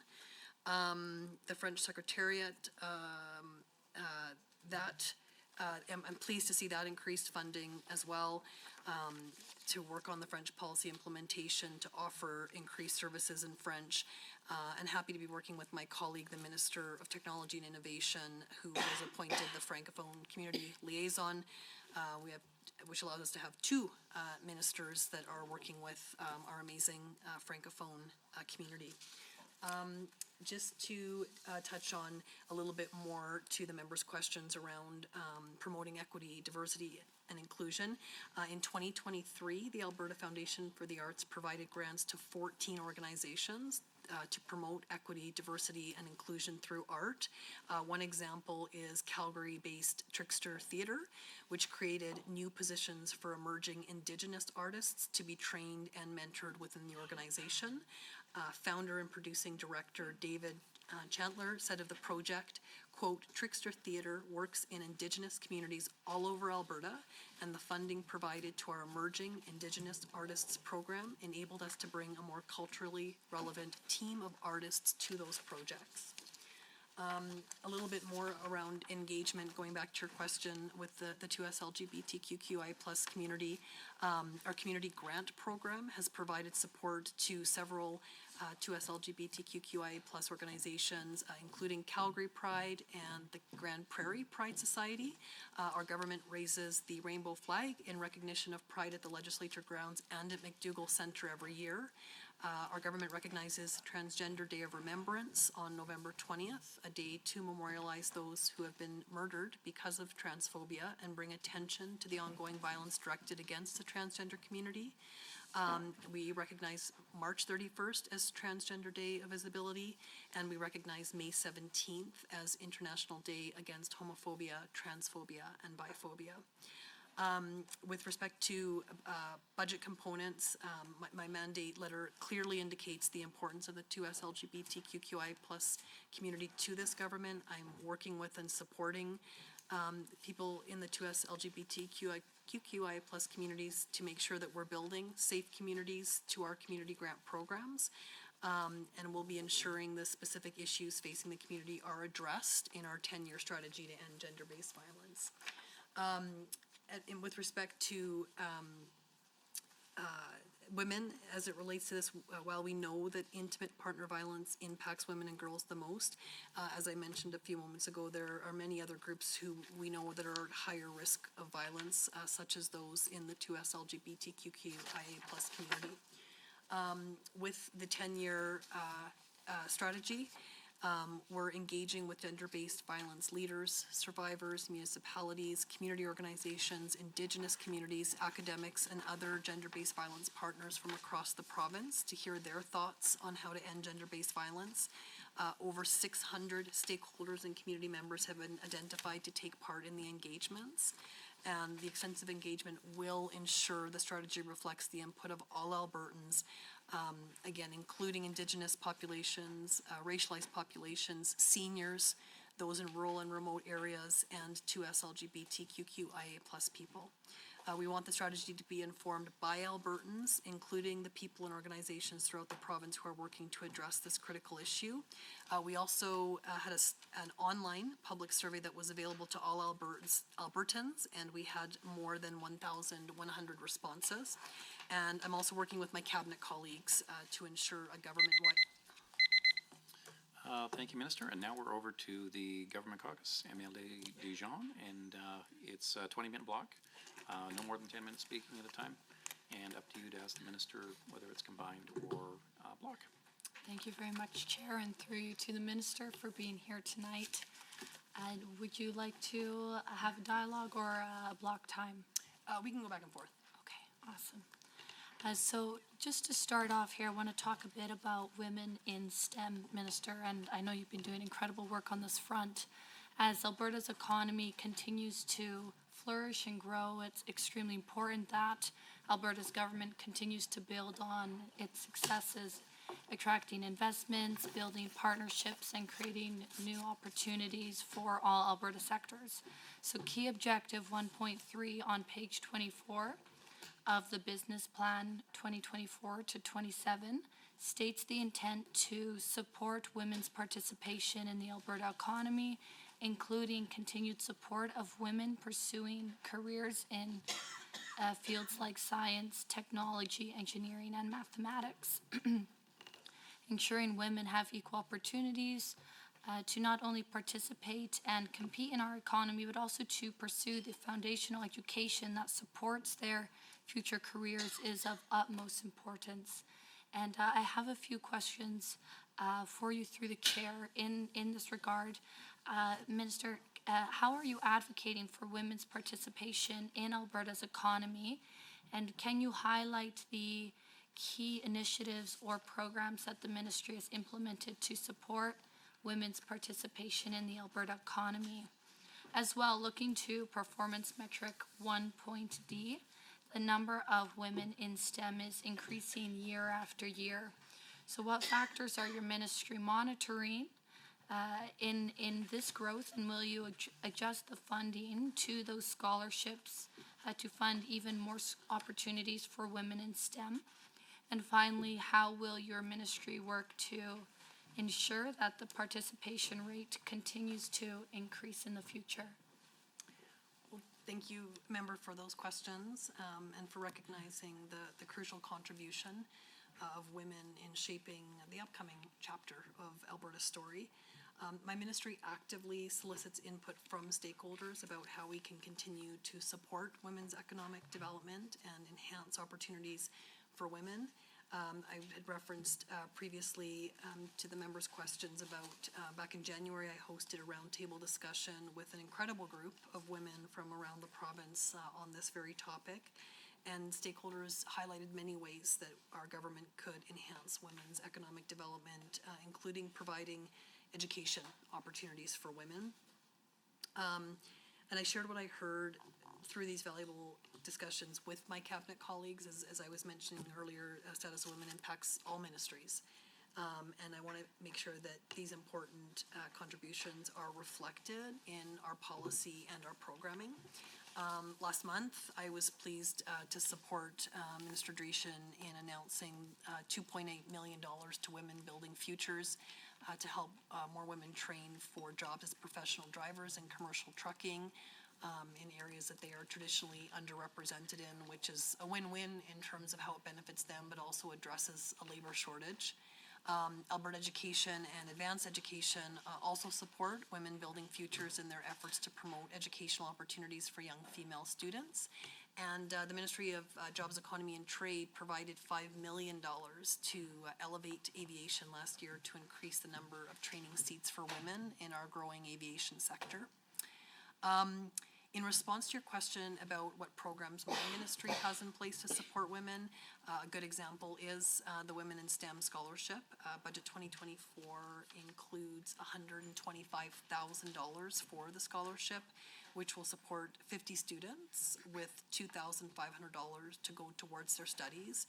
And since it launched in 2021, we've supported about 500 students through this program. I also mentioned earlier, we have the Persons Case Scholarship, which supports students studying in the arts, humanities, and social sciences fields whose work advances gender equality. And again, Budget 2024 continues to support the scholarship as well with $100,000 to support about 40 students. With respect, further on women in STEM, the scholarships are important because while women make up about half of Alberta's population, they represent only a third of enrollments in STEM programs and about 1/4 of employees in STEM fields. And the number of women enrolling in post-secondary STEM programs has continued to increase, but proportionally, it's remained at 14% of all women's post-secondary enrollments. And that's why we track this performance metric, and as you know, it's a priority for me to ensure that that number increases. Thank you so much, Minister, and through the chair, and I hope you're able to hear me all right. My voice is a bit raspy. So you talked about the Women in STEM scholarships and the Person Case scholarships. And Minister, are you able to shed some light on what the eligibility is for those scholarships and how can women in Alberta apply for them? And I can hear you just fine. My voice is raspy all the time too. So the eligibility is very straightforward. For both the scholarships, you just simply need to be a Canadian citizen and an Alberta resident studying at an Alberta post-secondary institution, and the application forms are available online at alberta.ca. Awesome. Thank you very much, Minister. Through the chair. In key objective 2.4, your ministry outlines that it is developing a 10-year strategic plan to end gender-based violence and support survivors. This is a very serious and important strategic plan, and it requires collaboration not just between government ministries, but also with community organizations that help women and families who are survivors of gender-based violence. Can you outline the collaborative approach that your ministry will take to develop this strategic plan? And I know you've already touched on this already, but maybe you can expand on that. As well, page 85 of the fiscal plan states that there is $47 million over the next 3 years to support the development of the strategy. So can you explain what specifically will be funded by this 3-year commitment? Certainly. So with respect to the approach that we're taking on the 10-year strategy to support survivors, I want the strategy to be informed by Albertans, including the people and organizations throughout the province who are working to address this issue. And I've had the honor and the privilege of meeting with many of them already, and wish to and will meet with many more. And the work they do is inspiring, it's life-changing, it's literally saving lives. As I mentioned, we're going to be meeting with more than 600 stakeholders and community members as part of our ongoing engagement, because it's going to require the full attention of all of us. As part of the work to end gender-based violence, the Premier mandated me to negotiate a funding agreement with the federal government, and we were pleased to complete that funding agreement as one of my earliest mandate deliverables, negotiating $54 million in support from the federal government towards our goal. The $47 million in budget 2024 is years 2 to 4 of that funding. Thank you. I see performance metric 2B measures the rate of police-reported intimate partner violence for Alberta women. Can you explain the data in this metric and place it in the context of where Alberta's rate of police-reported violence is at in relation to the rest of the country? And while the 10-year strategic plan to end gender-based violence is under development, I'm hoping you can speak to some of the current programs, supports, and strategies that work to target gender-based violence and to support survivors. Yeah, so the strategy will help us address all types of gender-based violence, including intimate partner violence. As some of the stats that were quoted earlier, we have the fifth, Alberta has the fifth highest per capita rate of police-reported intimate partner violence in the country, and we need to change that. And we will. In addition to the strategy, my ministry is already working with partners across government to take action. To give you an example, we're working with advanced education to help address campus sexual violence, with public safety and emergency services to help address human trafficking, and with Indigenous relations to support the missing and murdered Indigenous women and girls working group recommendations. Thank you, and through the chair to the minister for your answer. Alberta's a very large province in terms of land mass, and in addition to urban centers, we're comprised of many rural and remote communities like the ones in my constituency of Chestermere Strathmore. And Albertans that reside in rural and remote communities in the province may not have immediate access to healthcare providers and counselors like those available in larger urban centers. And sexual violence is, as you've spoken about, one of the most underreported crimes in Canada. 95% of sexual violence survivors do not report their assaults to the police. And every person who has been sexually assaulted deserves access to care and forensic evidence collection regardless of where they live. Minister, key objectives 2.4 on page 2 of the business plan states the intent to develop that 10-year strategic plan to end gender-based violence that we spoke about earlier. So can you provide details on the work your ministry has done for rural and remote community sexual assault survivors? And can you highlight some of the other ways that Budget 2024, where the work of your ministry is undertaken to end gender-based violence and support survivors in these communities? Yeah, so how we're supporting survivors in rural areas is really important. Budget 2023 allocated $1 million to my ministry to develop a new training course in partnership with Northwestern Polytechnic to give healthcare professionals in rural communities the skills they need to collect forensic evidence and care for individuals who have experienced a recent sexual assault. That funding continues in Budget 2024. I had the opportunity to be part of that rollout in my previous position as Parliamentary Secretary for Status of Women, and to hear some of the stories of the trauma and devastation of being sexually assaulted is horrible enough, but then to be in a rural or remote community where you don't have access to proper medical care or a proper sexual assault kit, and have to make that difficult decision of, do you forego that, or do you travel potentially hours in a vehicle to get to the nearest center where you can get that when you've already been through one of the most unimaginable experiences. So for us to be able to provide this training to those medical professionals that work in those rural communities is, it can't be stated enough how important that is for survivors of sexual assault to have that option available to them to receive that treatment and medical care where they live. We've also allocated funding to support survivors in every corner of the province. For example, we provided $260,000 to the Alberta Native Friendship Centres Association last year to develop specialized culturally sensitive supports for sexual assault survivors, and we invested $300,000 in collaboration with a project led by YWCA Edmonton, YWCA Banff, and the Alberta Council of Women's Shelters to expand delivery of remote counseling services in rural women's shelters. Thank you, Minister, through the chair. So switching the topic now to the film and television sector, with the recent success of, and this is just to name a few, HBO's The Last of Us, which I'm a huge fan of, the Emmy award-winning Fraggle Rock, Back to the Rock, FX's Fargo Season 5, and Netflix's My Life with the Walter Boys Season 1.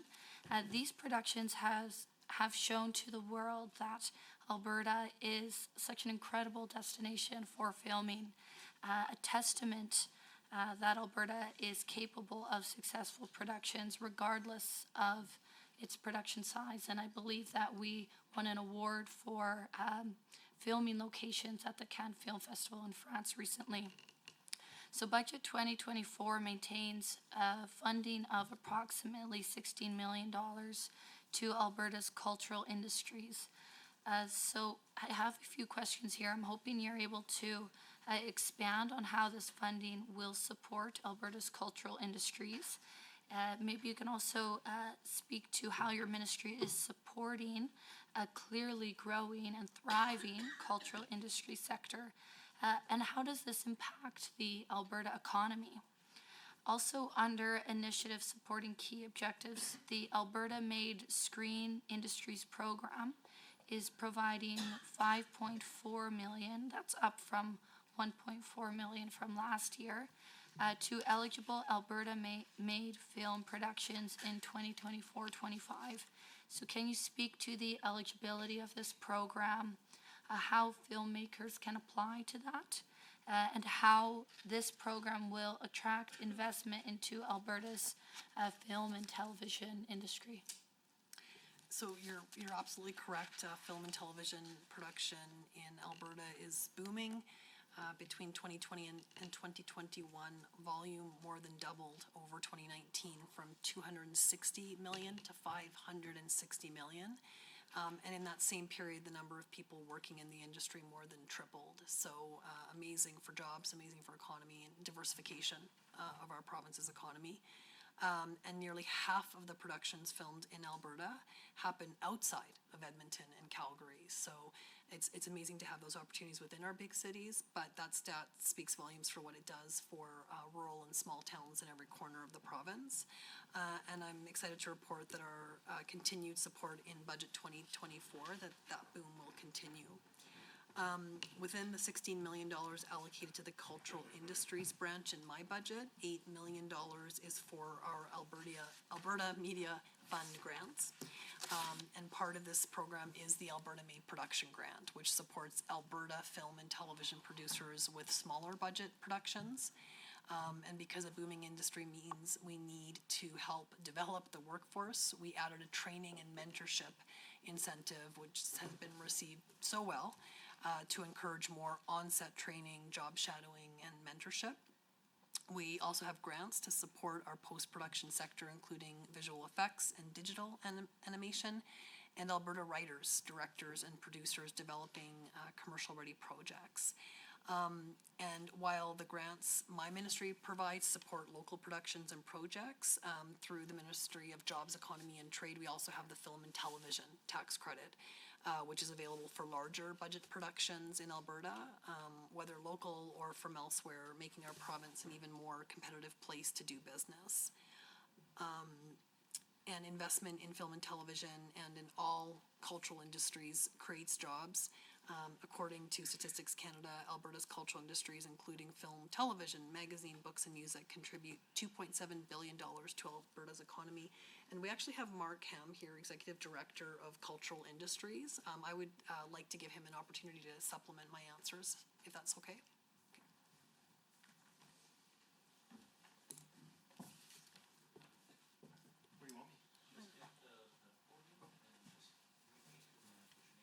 record, and you're good to go, sir. My name's Mark Ham, Executive Director of Cultural Industries and Alberta's Film Commissioner. Yeah, so just to build on Minister's comments, she touched on the exceptional growth we're seeing. I think one of the big things that we're proud of is the growth of local content and the support that we're providing. Minister mentioned the Alberta Made Screen Industries program and the 3 sub-programs that make up that overall program. So we have our Alberta Made Production Grant. It's for Alberta Made projects under 500,000. So often the smaller projects just getting going with the aspirational goal to get to access the tax credit, which is projects over $500,000. So we've seen a lot of success in that program and major uptake. One of the biggest challenges we have in Alberta, and we're not alone in other jurisdictions, is our crew depth. We need about 50% more crew than we currently have based on a labor market study we recently did. So we're working towards that, as Minister mentioned, on our training and mentorship incentive as part of that program, which has seen great uptake, and we're really optimistic about that, the growth there.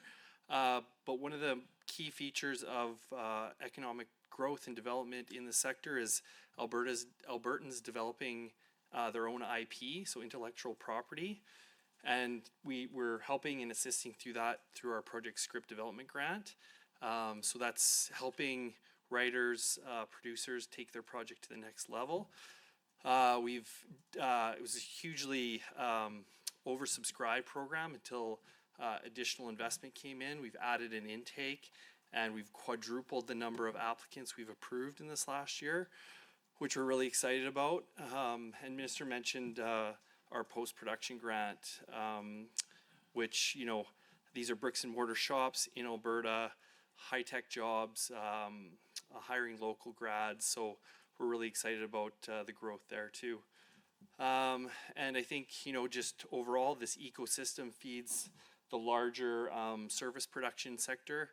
Minister mentioned a number of projects, obviously hugely proud of The Last of Us. Oh, sorry. You didn't touch anything, it's okay. No, you didn't break, it's all good. So with that, folks, I hate to interrupt. We are at that promised break point. So 5 minutes, we'll give that back to you. And if you're not back in 5, we're going to start without you. So thank you very much. Tea time.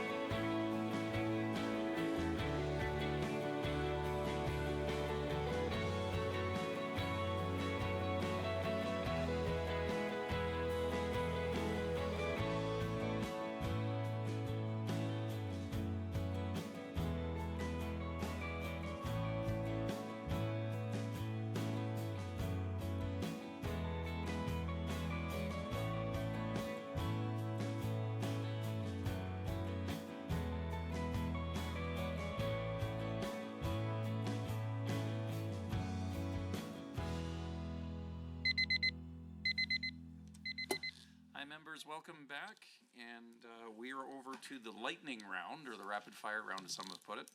So it's going to be 10-minute blocks, same thing, you can't cede your time, can't speak more than 5 minutes on those, and again, you just ask the minister for how you want to proceed going forward. And with that, over to the loyal opposition.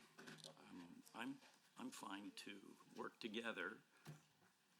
Okay, Minister, I'm not sure what that means, if it's combined or Oh, if it's combined. block? Combined, okay. I'd like to stick with block time. Okay, and away we go. Just to stay on the same question, I guess, film and TV.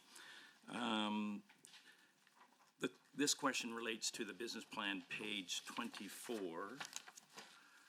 And there it is. Page 24.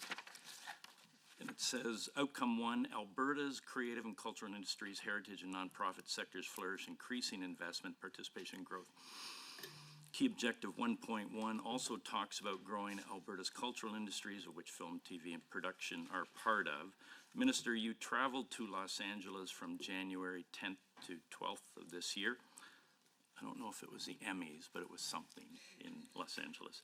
I believe you were required to complete and release an international travel report approximately 2 months after the trip. I recall doing this when I was traveling internationally to New York when I was a finance minister. So my question is, Minister, have you submitted this report, and what was the cost of the trip to the taxpayers? My next question is regarding business plan, page 24. Outcome 1 again, Alberta's creative and cultural industries, heritage and nonprofit sectors flourish, increasing investment, participation, and growth. Recently, Netflix and IATSE 212 signed a 3-year deal on worker travel time and other conditions related to being on the job before and after filming. Minister, what role, if any, did you play in this agreement being reached? And secondly, what impact will this agreement have for investment, participation, and growth of the film and TV industry in Alberta this year and beyond? My next question is with regard to capital grants, 2.5 in the estimates on page 55. CFEP is flat this year again at $50 million.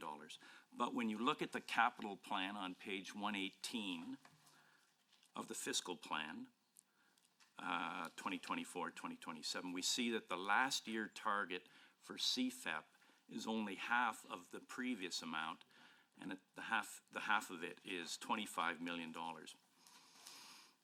So, Minister, can you explain this decrease when we know that this monies will assist nonprofit organizations with renewal, expansion, purchase, or build of public use community facilities?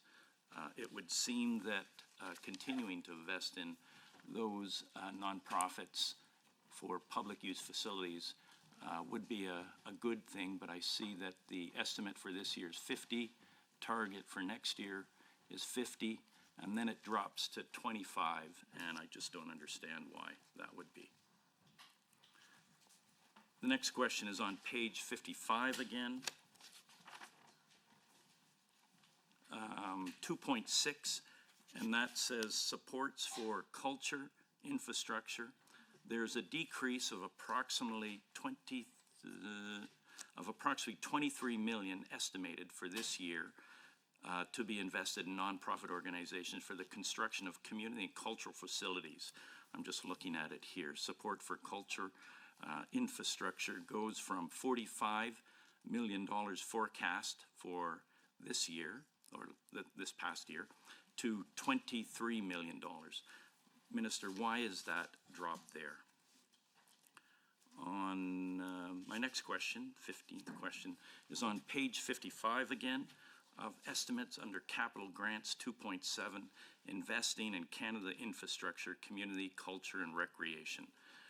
The estimate for 2024-2025 is approximately $10 million less than the previous year's estimate, forecast, sorry. Can the minister explain this reduction in federal funding and the almost $8 million under expenditure between last year's budget and the forecast till the end of March 31st? So those are questions with regard to capital. Then on page 118 of the fiscal plan again, the capital plan details as you started to identify in your highlights off the 10 minutes in the beginning. Under the heading Arts, Sports, and Recreation, I note 3 arts capital projects. It's the rapid fire round. Minister, back to you. Thanks to the member for those questions. So yes, I did have the opportunity to travel to LA in January. I did not coordinate it with that horrible cold snap we had, but there were many people mad at me for being in LA during the cold snap. I flew on a Wednesday, was there all day Thursday, came back on a Friday. And it was an incredible opportunity to meet face-to-face with so many studio executives and promote Alberta's all we have to offer, you know, from our low taxes to our skilled crews to our breathtaking landscapes.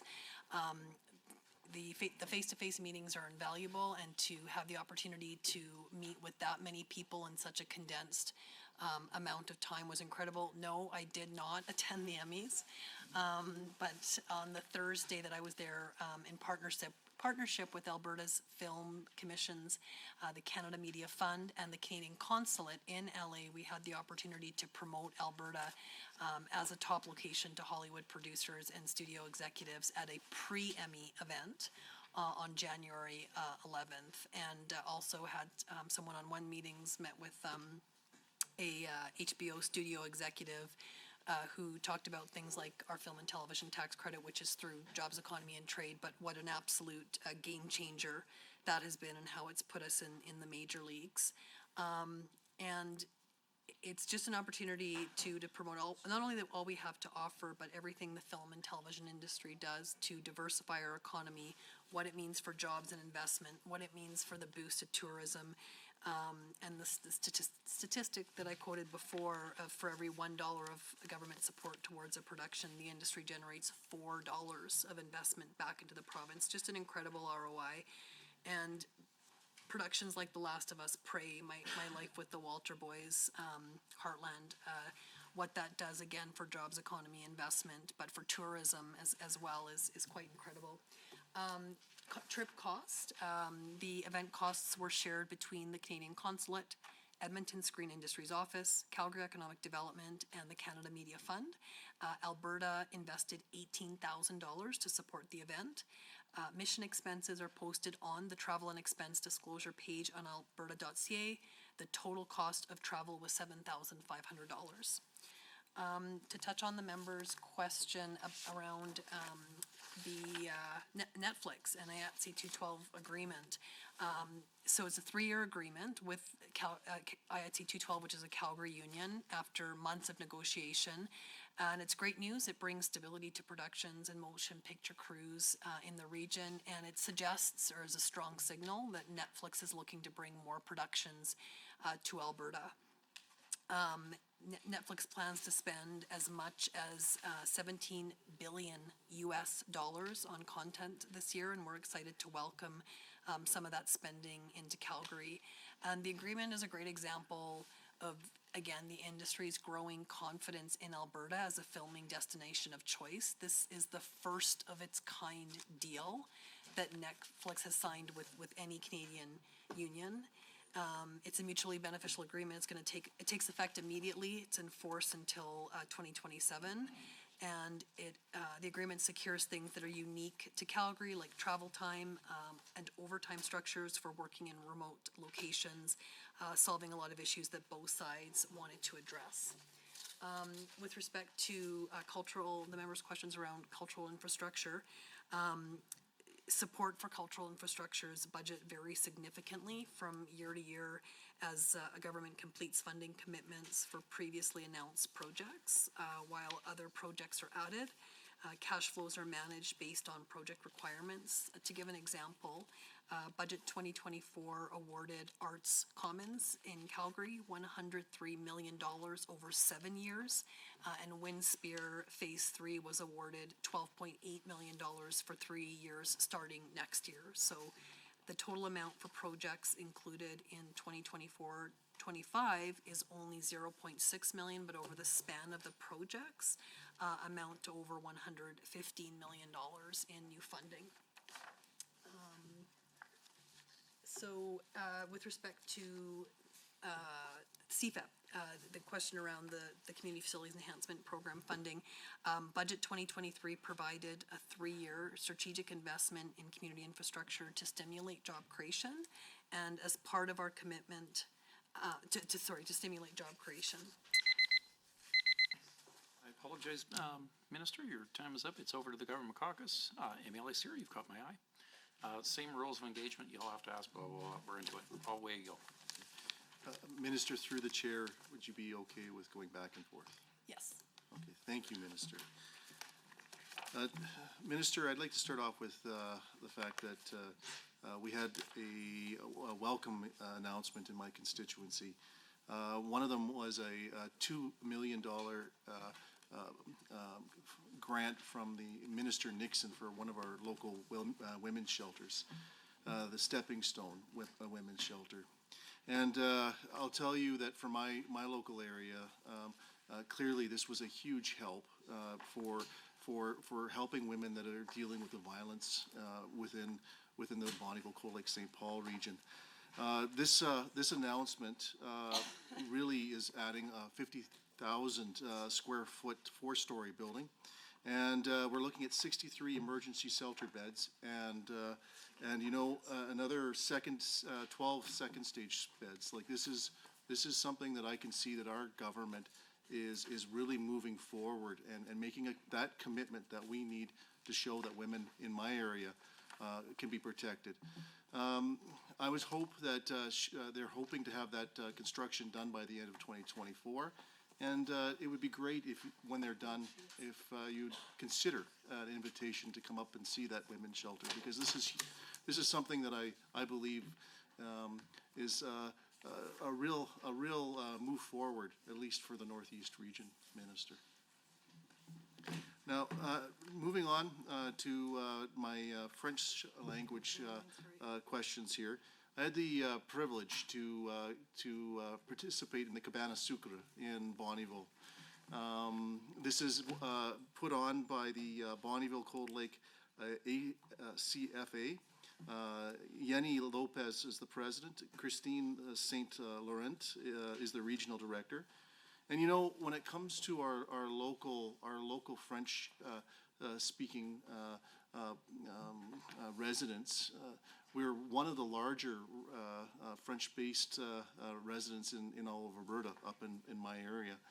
And you know, I take real pride in my own heritage being a French heritage. Unfortunately, I've since lost that language, but I will say that for myself, I have been able to put my daughters in French immersion, and this is huge. And you know what? The fact that the schooling and the resources weren't around when I was a child to give me that opportunity today that we have.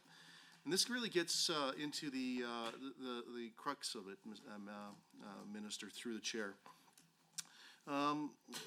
French really is the second most spoken language in Alberta. Furthermore, Alberta is the third largest French-speaking population outside of Quebec, with more than 261,000 French-speaking Albertans. That is according to the recent Stats Canada study. Statistics Canada also predicts that from now to the year of 2036, our province is expecting to have one of Canada's fastest growing French language populations. Therefore, enhancing services in French to support the vitality of the Francophone community in Alberta is crucial. That is why, Minister, my question this evening is to focus specifically on page 27 of the Ministry Business Plan on expenses for the Francophone Secretariat. Minister, you've already touched on this, but can you please provide details on the funding to the Francophone Secretariat in the 2024 budget? Sure. Thank you, Member. And just to thank you for your opening comments. As I mentioned earlier, I've had the opportunity to tour several women's shelters, and I hope to have the opportunity to tour more of them in all corners of the province. So thank you for those comments. Over to the Francophone Secretariat. I fully agree that supporting the vitality of our Francophone community is very important in terms of what they add to the cultural, the diversity, the economic vitality of this province, in terms of stakeholders that I've been able to meet with and events that I've been able to attend, especially during Francophone E-month. Their contributions to the province are immeasurable. And one of the important ways that we're going to continue to support that vitality is by increasing the number of government services we provide in French. I've heard that at meetings. I heard that at the Francophone Roundtable that I did earlier this year. And that's why this Francophone Secretariat's budget is going from 1.4 million in budget to 2023, more than doubling to $4 million in budget 2024 if passed. The increase reflects our ongoing commitment to supporting Alberta's Francophonie and their important, as I mentioned, economic, cultural, social contributions to our province, as well as our expectations for additional federal support, which I had mentioned earlier on this evening. The added investment will allow us to continue implementing our French policy across government.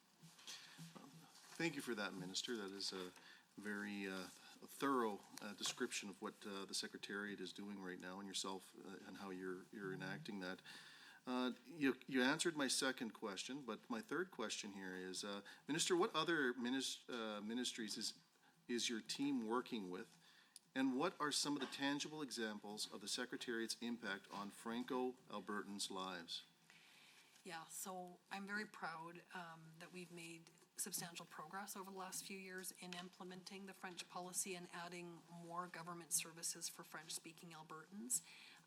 To share just a few examples, in health, the ministry has increased its funding to the St. Thomas Community Health Centre to deliver integrated services and interdisciplinary primary health care services in French. In justice, the ministry has enhanced French-speaking juror pools and removed the need to translate documents into English for court proceedings. The Court of King's Bench also ensures that signage and recordings explains linguistic rights within the judiciary system, and that they're providing real-time interpretation at court counters and in courtrooms. And as it relates to economic development, several ministries have supported initiatives to bolster tourism experiences in French and continue to support French language employment services in communities across Alberta. Alberta Education has established a French services branch, and as a government, we're offering an increased number of communications and engagement products in French. We recently had an online survey, as an example, in support of the development of our 10-year strategy to end gender-based violence, which was available in French. We made sure, of course, that it was available in French. And we're planning a specific engagement session with the gender-based violence sessions, a specific engagement session in French. Well, thank you again for that, Minister. It sounds like you're doing so much when it comes to your ministry, Minister.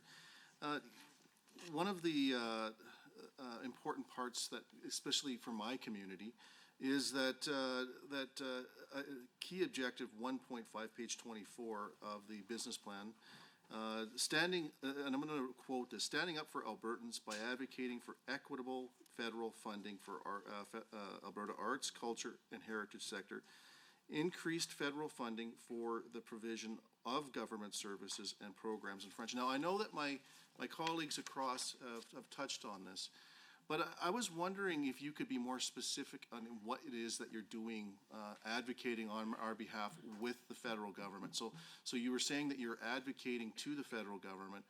What is it that you've been doing? Like, can you kind of run us through this? Because I know that my constituents would be very interested in that. Yeah, for sure.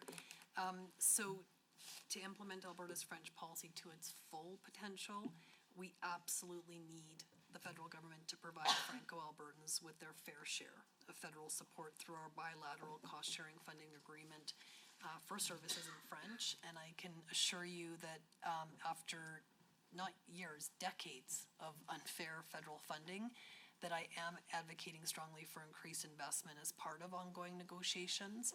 And we're optimistic about finalizing a new agreement soon. So just to go into a little bit more detail, federal funding levels for Alberta have remained unchanged at $650,000 per fiscal year since 2008, despite seeing considerable growth. As you noted, or as we talked about, Alberta has the third largest French-speaking population outside of Quebec, which I think surprises a lot of people. Yet historically, we received the second lowest amount of federal funding under the Canada-Alberta Agreement for French language services. So to put that in context, in 2022, Prince Edward Island received $1.4 million in federal funding for a francophone population of about 5,600 people, or a little more than $250 per francophone. That same year, Alberta received a total of $650,000 in federal funding for a francophone population of 88,000. So the math on that is about $8 per francophone. So $250 versus $8. And thank you, Minister. And back over to members of the opposition. Member Ceci. Thanks. On page 118, just going back to that question on the fiscal plan, capital plan details under heading Arts, Sports, and Recreation. I noted 3 capital projects listed in addition to CFEP, which nonprofits, arts organizations access. The 3 are the Arts Commons and Olympic Plaza transformation, the Glenbow revitalization, and the Windsphere. Well, the Glenbow revitalization is showing completion in this budget. The Windsphere Phase 3 would seem to be nearing completion. Arts Commons and the Olympic Plaza transformation, a project of several $100 million, is just really kicking off. Is this the list on page 118? Is this the list on page 118 the only place where I'd find funding for large capital projects of a cultural nature that are nonprofit and separate from the GOA, with $323 million projected to fund arts, sports, and recreation capital projects in this budget? My question is, why is only $42 million of it for large capital projects, cultural projects, sorry? And why are these projects, and why aren't there any projects in medium and small urban centers in Alberta? Why are they left out of the capital funds? Are there other large cultural projects in the queue or that have been left unfunded? And I think off your highlights, and again, a little earlier, you talked about $160 million for the next 7 years for capital in the capital plan. And then I heard 107 as well. I wouldn't mind getting some clarification on all those things when you have an opportunity. So the performance measure in the business plan, page 26, performance measures 2.8, the percentage of Albertans attending, participating in arts events and activities from a survey in 2022-2023 says, when you read that metric, it includes namely attending events and activities, including performing arts and other kinds of things. That metric says 70.3% of adult Albertans attended these kind of activities or events. Then targets for the year, the next year, this year and the next year and the next year are going up 2%, 1%, and 2%. Minister, stakeholders that I've talked to say that this metric only provides limited information, is not indicative of the health of the arts sector. So I'm wondering if in future this metric could look more in depth and parse out ways in which Albertans patronize the arts. For example, how many Albertans are subscribers to theater seasons or folk clubs? Do they attend several different types of performing arts events per year? Do they donate to arts organizations? I'm wondering if you have any thoughts on improving that metric. The next question has to do with AFA again. In government estimates, page 54, 4.2, assistance to the AFA. I did some quick calculations regarding the per capita spending of the new budget in this area. In 2023-2024, using about, 4.7 million, 564,000 Albertans population, that per capita spend was 5.49 in 2023-2024. Now it's going to be 6.23 cents, then go up to $7.04 and $7.82. in your last out year. For comparison, in 2009, it was $13.25, using today's dollars when you inflate them, or $9.53 in 2009 dollars. Cross-jurisdictional comparisons with other provinces are still not extremely favorable for Alberta and for the arts sector. Does the minister have a goal in mind or benchmark to reach for the arts per capita funding that would be necessary to ensure improved arts sector health? Next, on business plan pages 24, 25, and 26, I noticed that the percentage of people visiting heritage facilities is now a performance metric for outcome 1, where it was previously measured in outcome 2. Why the change? The next question is the percentage of Albertans attending arts events measured 2.A, was not in the previous version. Why is it included in this business plan? And then key objective 2.1 includes the repatriation of Indigenous artifacts. That's fantastic. Can you expand on any early successes here and what specifically your ministry's role has been in this objective? And lastly, key objective 2.3 mentions that the AFA is expected to prioritize Alberta artists, art and culture, but not arts organizations. Why leave out arts organizations from this prioritization list? And Minister, back to you. So thank you for those questions. Just to start off with a couple of high-level comments. So with respect to the capital projects for the Windspear Phase 3 in Edmonton and Arts Commons, we're really pleased to support these projects with respect to the Windspear. It will contribute to a thriving arts and culture sector and to create vibrant communities. We're so excited of everything that Phase 3 does. It's not only about adding a 550-seat venue, but it's about having more community gathering spaces, more music studios, more classrooms and educational opportunities, what it will do for bringing more locals to the area, but also boosting tourism to the area, pre- and post-construction jobs, revitalizing downtown. It's a win on so many levels, as is the Arts Commons investment as well. And even though Windspear and Arts Commons are in the two major cities, they are for the entire province. And in terms of more funding and arts opportunities to reach rural areas, big and small, that's what the increase to the Alberta Foundation for the Arts funding will allow for, is for them to, again, in my mandate letter to the Alberta Foundation for the Arts, not only did I direct a larger focus on diversity, I also have a specific note in the Alberta Foundation for the Arts mandate letter around supporting rural Alberta artists. With respect to, there was mention of donating to arts organizations. I'll just make a comment on that when our economy thrives, donations thrive, and a strong, booming economy drives everything, and it results directly in more donations from generous Albertans to arts organizations. With respect to further elaboration on funding, in recent years, funding has gone to support some smaller centers. Just to give you some examples, the Badlands Amphitheatre, Camp Chief Hector by Exshaw, and the McMurray Métis Cultural Centre. And around, going back to the Arts Commons funding, they'll receive $103 million over 7 years. That's going to support its transformation project with an initial $641 allocated in budget 2024. So this year's capital plan only shows $7.8 million because the anticipated cash flow needs for the large and complex project will be greater in future years. The project will include a new facility, modernization of the existing Arts Commons facilities, and transformation of Calgary's downtown Olympic Plaza.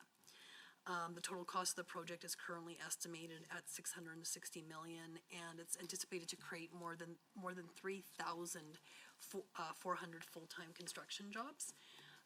The member also talked about repatriation. So investment in repatriation initiatives is part of the Royal Alberta Museum budget line. The museum is leading our engagement work on repatriation right now, And as part of that work, we continue to engage with an Indigenous advisory panel as well as First Nations leadership to ensure we have the right processes and policies for repatriation. While that engagement's ongoing, we also have existing legislation and processes to ensure that objects can and are being repatriated. And this has led to the successful repatriation of objects to the Athabasca Chipewyan First Nation at their request, a co-stewardship agreement for the Manitou Stone, and repatriation of sacred ceremonial objects to Blackfoot communities. I look forward to ongoing engagement with the Indigenous communities around repatriation going forward. In fact, the Manitou Stone repatriation is so significant that we've been asked to speak about it at the upcoming FPT meeting in May. Further on the Manitou Stone, the Royal Alberta Museum has cared for it since 1972, and in September of 2022, the Government of Alberta and Indigenous representatives from the Manitou Centre signed a co-stewardship agreement, which initiates the repatriation of this important spiritual object to Indigenous care. The Manitou Centre is working toward the construction of a purpose-built centre for both ceremonial use by Indigenous peoples as well as educational opportunities for the public, and as part of the repatriation. Thanks, Minister, and back over the Government Caucus members. Thank you, Mr. Chair. I'd like to ask the minister through you if she would be agreeable to back and forth in terms of the questions. Yes. Please proceed, everyone. That is delightful. Minister, I was interested actually in your final response to the question that my colleague asked about the disproportionate funding that we were receiving from the federal government to support Albertans who are Francophone. I was just wondering, and you didn't get to finish your thought, I'd be interested in allowing you to do so, and in particular, knowing what the federal government's response was, given that we weren't getting very fair per capita funding. Yeah. I can tell you they very quickly reached out to my department, which indicated that they were looking at this quite seriously. Again, I have a federal, provincial, territorial meeting coming up with them as well. The federal minister is actually Minister Boissonnault, who's based in Alberta, so I would hope that he too would advocate for and promote increased federal funding for the Francophone community and French services. Considering Canada's obligations and commitments to official language minority communities, as outlined in their own action plan on official languages, it's time for the federal government to finally acknowledge French-speaking Albertans and provide us our fair share of funding to support services in French. And our government, through the French policy and Budget 2024, have shown that we're committed, we're listening, and we'll continue to respond to the needs for services and supports for our French community. Thank you for that answer, Minister, and I appreciate it when any minister in our government advocates for fair treatment from this particular federal government. So thank you for just not asking for special treatment, but just fair treatment. So thank you for that. I want to turn to 1.B on the business plan. This is a performance indicator in respect of the total expenditure of Alberta's registered charities. It's very substantial numbers, Minister. What I want to ask about is something that I'm very excited that our government did actually for 2023, is Alberta has always enjoyed the highest tax credit rates for supporting Albertans who wish to give to registered charities, or for those over the $200 amount, the value of the credit is 50 cents on the dollar. That is by far the most generous of any province, in Canada. But in 2023, we actually increased the tax credit on the first $200 of donors, from a 10% credit to actually a 60% credit from an Alberta tax credit. And combined with the smaller federal credit of 15% on the first 200, 75 cents on the dollar on the first $200.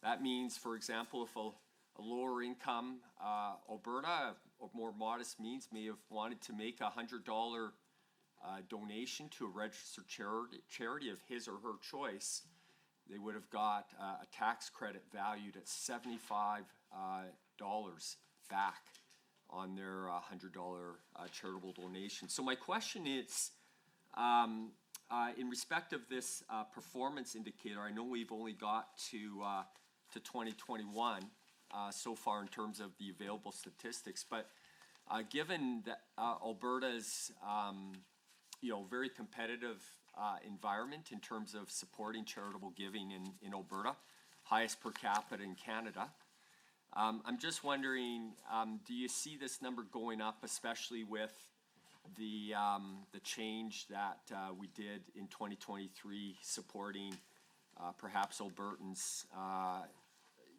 Albertans, frankly, in donating? So thank you for, again, highlighting the generosity of Albertans in terms of not only our time, but our money as well.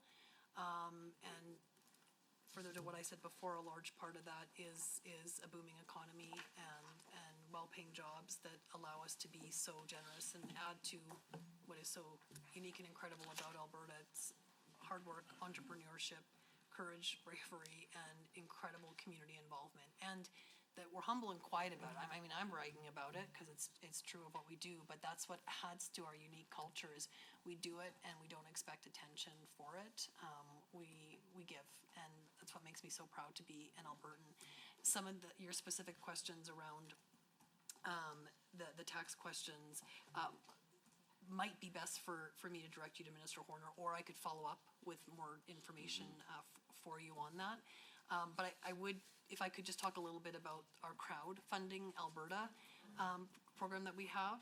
It's dedicated to ensuring the nonprofit sector in Alberta is supported so they can continue their vital work to improve the lives of Albertans. So just to speak a little bit more about that, the Crowdfunding Alberta is a proven platform that makes it easier for nonprofits to generate fast and flexible funding and makes it easier for Albertans to donate. So the 2023 giving season has been the most prosperous for organizations that have been using the Crowdfunding Alberta platform, with nearly $400,000 raised in donations.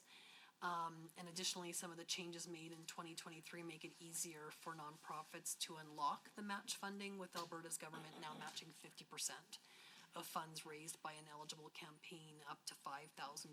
So encourage all Albertans to visit the crowdfunding.alberta.ca and donate to a cause that they're passionate about. With respect to what the metric shows for Alberta's nonprofit sector and if it's healthy, increased spending by Alberta's nonprofit sector likely tells us two things right now: that programs are expanding and costs are up, and this is further reinforced by what we hear from the sector. So according to a recent survey by CCVO, the Calgary Chamber of Voluntary Organizations, revenue generation for the sector has stabilized since the pandemic, but demand has increased, and nonprofits, like all organizations, are seeing the impacts of inflation. So we recognize the significant and important contribution that sector makes to community development and our provincial economy, which is why we've invested $75.8 million into direct grant programs in my ministry, as well as millions more in service delivery contracts across government. Thank you for that, Minister, and I totally agree. I think having the highest per capita charitable giving is really reflective of the great culture in Alberta and the many great individuals and families in Alberta. Minister, I want to ask about, under Outcome 1, one responsibility of your ministry is attracting investment, building partnerships, and creating new opportunities for Alberta's creative sectors by both growing the province's reputation on the world stage and supporting local Made in Alberta initiatives. So just two questions related to this. One, what work has your ministry done over the past year to promote Alberta on the world stage? And what other ministries are you working with to promote Alberta on the world stage and to promote local Made in Alberta initiatives? So thank you for those questions. Investment in Alberta's culture industries, we know it diversifies our economy, creates jobs, and shares our culture, our perspective, our stories, provincially, nationally, and internationally. And as we talked about earlier, the momentum in our film and TV industry continues to build, and Budget 2024 allows us to continue developing Alberta's workforce and profile. Alberta as the go-to destination for screen-based productions, which again I had an opportunity to do when I was in LA. It's an honor, and I'm excited to be a vocal champion for the sector, and we want producers around the world to know about our competitive financial advantages, our breathtaking locations, world-class studios, exceptional crews and talent, and the film and television industry, like any other business, bottom line matters. And when we can offer low taxes, incentives like our film and television tax credit, that matters, and affordability. The cast and crew need to live and work somewhere. And not only are we physically closer to LA than Toronto, but it's way more affordable to live in Alberta than it is to live in Vancouver and Toronto. And I heard that message again and again. Sorry. Point to end on, loyal opposition members. Speaker, Minister, I'm assuming you want to do block time? Please. Awesome. I'm hopeful that the Deputy Minister would be able to respond in writing to any of the unanswered questions by my colleagues and myself, especially when it comes to the line item thing. So I'm wondering if we would be able to get that from the Deputy Minister. We'll look to see what information we're able to provide to you. Thank you.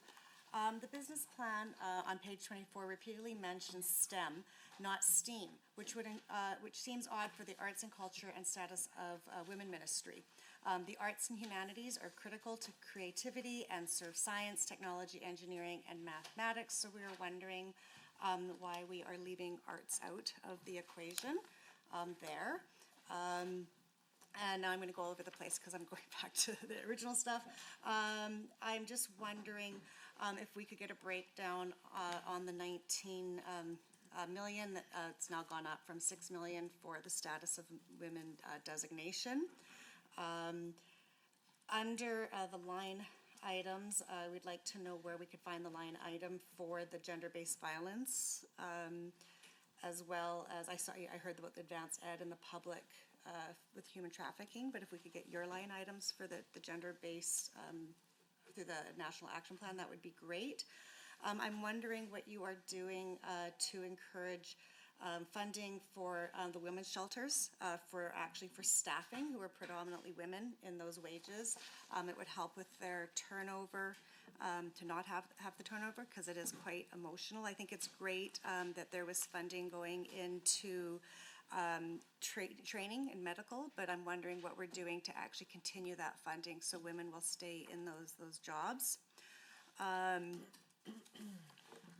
I was wondering as well if the Be the Voice funding is still there, or is this a continued project, or is this something that is no longer happening within your ministry?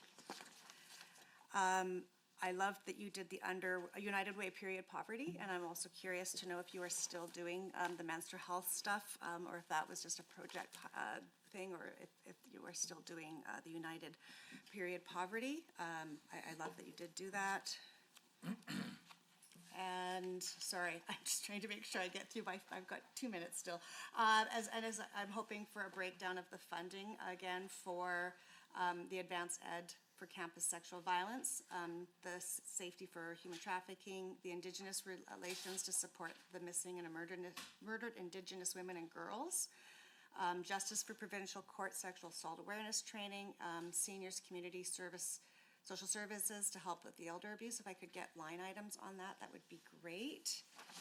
And the metrics in your plan to measure the success of status of women. And once again, there's just the two items there, and I'm just curious if we could, why we're not looking at healthcare as it is a critical issue for women within the status of women, such as advanced cancer screening or women's participation in sports. So I'm wondering how we just discovered the two metrics. And where can the public access the progress of the current STEM? Right now it's sitting at 14%, so just kind of what are we doing to increase the women's participation? And I was wondering what this Women in STEAM scholarship, what that was. I heard 50 students, but I was just wondering again the line item there. As well, how are we supporting Indigenous women entrepreneurs? And how much are you supporting the Calgary Immigrant Women's Association? And can you provide me with more information about Project Hope and how much we are providing funding for this project? And I'm just gonna, back to universal contraception. It does help with the economy, and not everybody has adequate coverage or the co-pays for limited income folks. This needs really sub-poor coverage, and it does go back to the economy. And I'm hopeful that in your discussions at the cabinet table, that is something that you could look at advocating for Albertans. In the business plan, page 24, key objective 1.6 reads, it is part to enable and promote philanthropic and business sectors to support Alberta's artists and non-profit organizations. Minister, do you have a strategy for achieving this important objective that goes beyond the AFA's Arts Sector Donation Program, which unfortunately is not matching donation program like the successful Community Spirit Matching Donation Grant that provided real financial support and nonprofits between 2010 and 2015? Sorry. And that's that. Minister, back to you. Thank you to the member for the variety of questions. So I might jump around a little bit as well. So with women's shelters and funding, most of the funding for that does come through my colleague, Minister Turton, but we do work closely together, and certainly I know he and I are proponents for the life-saving, incredibly important work that women's shelters do. You had mentioned, I maybe missed it, you were talking a little bit more about Indigenous women and girls. I know, again, when I talk about status of women and how I overlap with so many ministries, I don't know if there's a ministry I don't overlap with. I work closely with Minister Wilson, our incredible Indigenous Relations Minister, on many stakeholder meetings and initiatives around missing and murdered Indigenous women and girls. I think you might have jumped to campus organizations as well. I had the opportunity to meet with several post-secondary campus organizations a couple of months ago now, and hear their concerns and issues and priorities and their asks as it relates to involvement with the 10-year strategy to end gender-based violence. Regarding STEAM versus STEM, in a recent roundtable I heard that many arts jobs are tech jobs, especially music. And it's just incredible. I think many people, when you think of arts or things like film and television, for example, you think, well, there's the actors, the writers, and the producers. Well, there's hundreds of more professions, from carpenters to techs to food services to wardrobe, and the arts play a huge part in that. And the arts are the training ground for those individuals that go into that, and many of them start in some of the smaller scale Alberta productions and then move on to these bigger productions. Back to the 10-year strategy, the gender-based violence strategy, it's a $19.7 investment will be determined by our 10-year strategy. So the roundtables that we do and the recommendations that we get back will be used to inform where the investing and the funding goes. So, and that's precisely why we're doing the engagement first, is identify the gaps, identify the needs, and that'll be used to inform where the funding goes over the next 3 years. if it's $15.7 million is the new federal funding negotiated in support of the National Action Plan.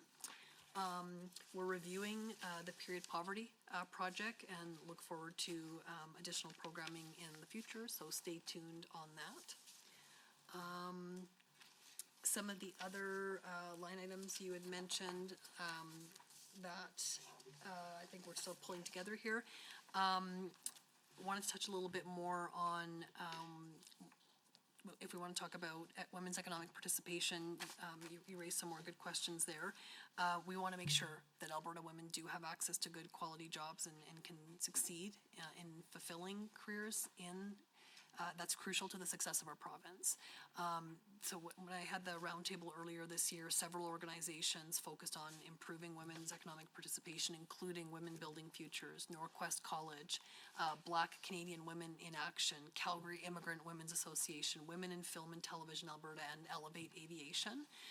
We did discuss ways the government could enhance women's economic development through improved access to childcare. Again, another ministry that Status of Women touches on. Ensuring inclusive and safe work environments for women. We've come a long way there, but boy, there's still lots more work to be done.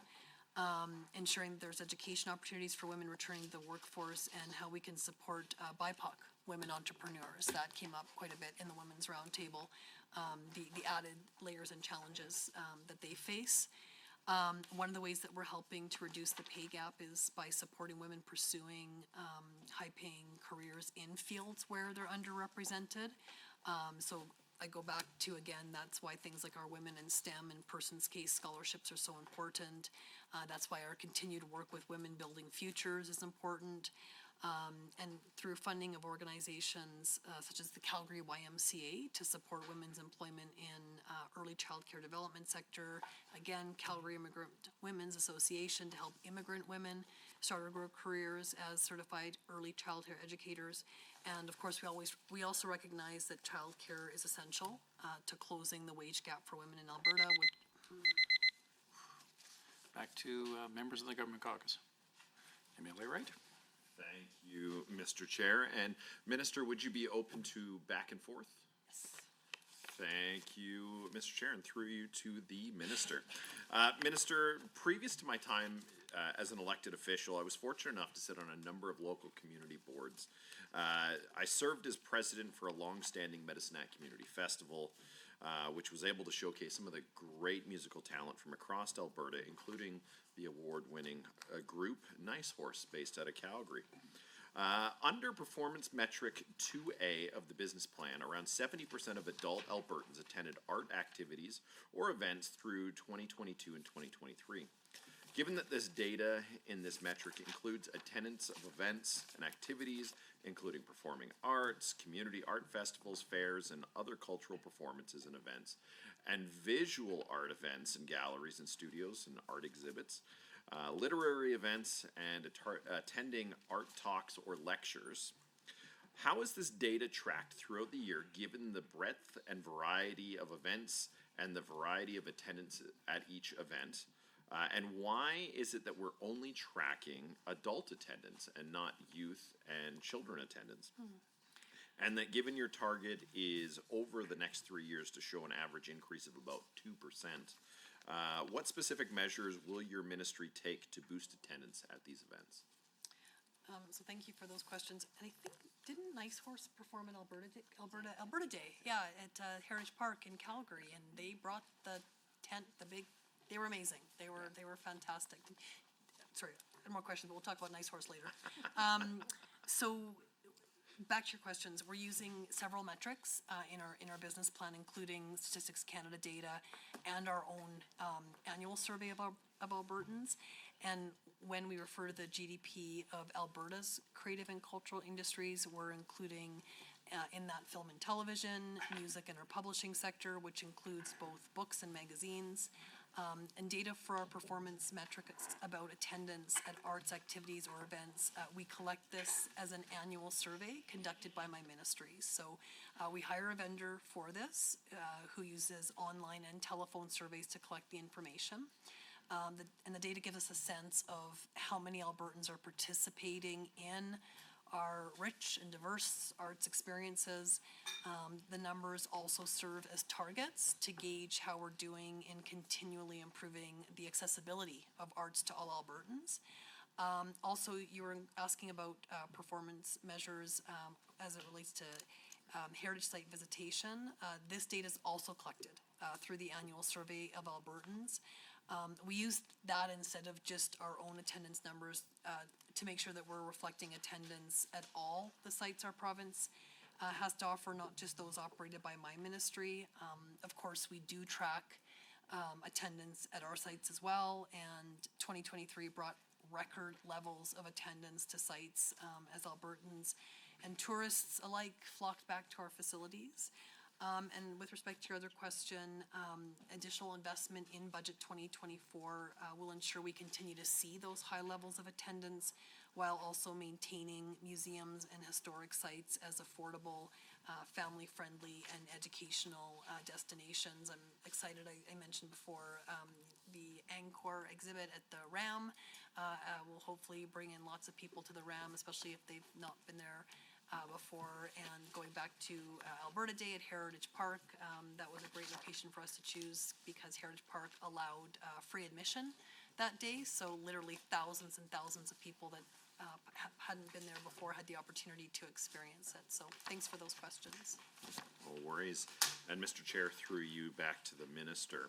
I appreciate you bringing up heritage facilities across Alberta as part of the answer. In my neck of the woods, we've got, you know, the Medelta Historical Clay District. We've got historical downtown for Medicine Hat as one of the older sites you find in rural Alberta. So performance metrics, or metric 1A, tracks the percentage of adult Albertans, which we talked about previously. But in 2022 and 2023, 55.7% of adult Albertans visited a heritage site. The 3-year target for percent of adult Albertans visiting these sites is set to increase by just under 2%. What steps is the ministry taking to drive that even further? And given the wide variety of heritage sites across Alberta, how are we taking steps to better collect more accurate data over the long term? And I will turn it over to you. Sure. So I'll maybe answer initially and then pass it over to David, ADM of Heritage, to answer the question around how data is collected.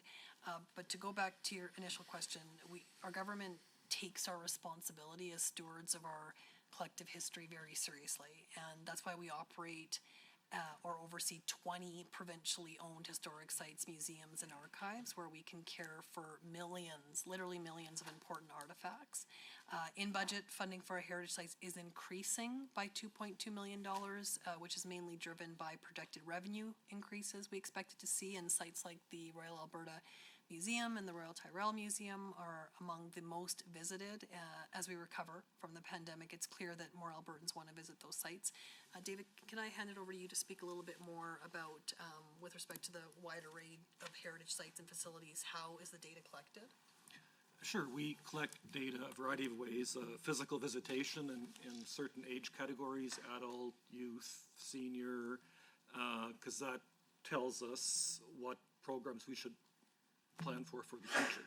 We also collect data on our website hits. More and more, our presentation of digital information is valued by the community, not just in Alberta, but across Canada and around the world.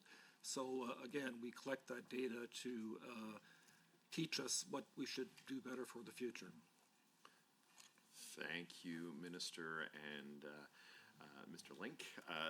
Chair, just one more question. I think it should round out the 3 minutes that are left there.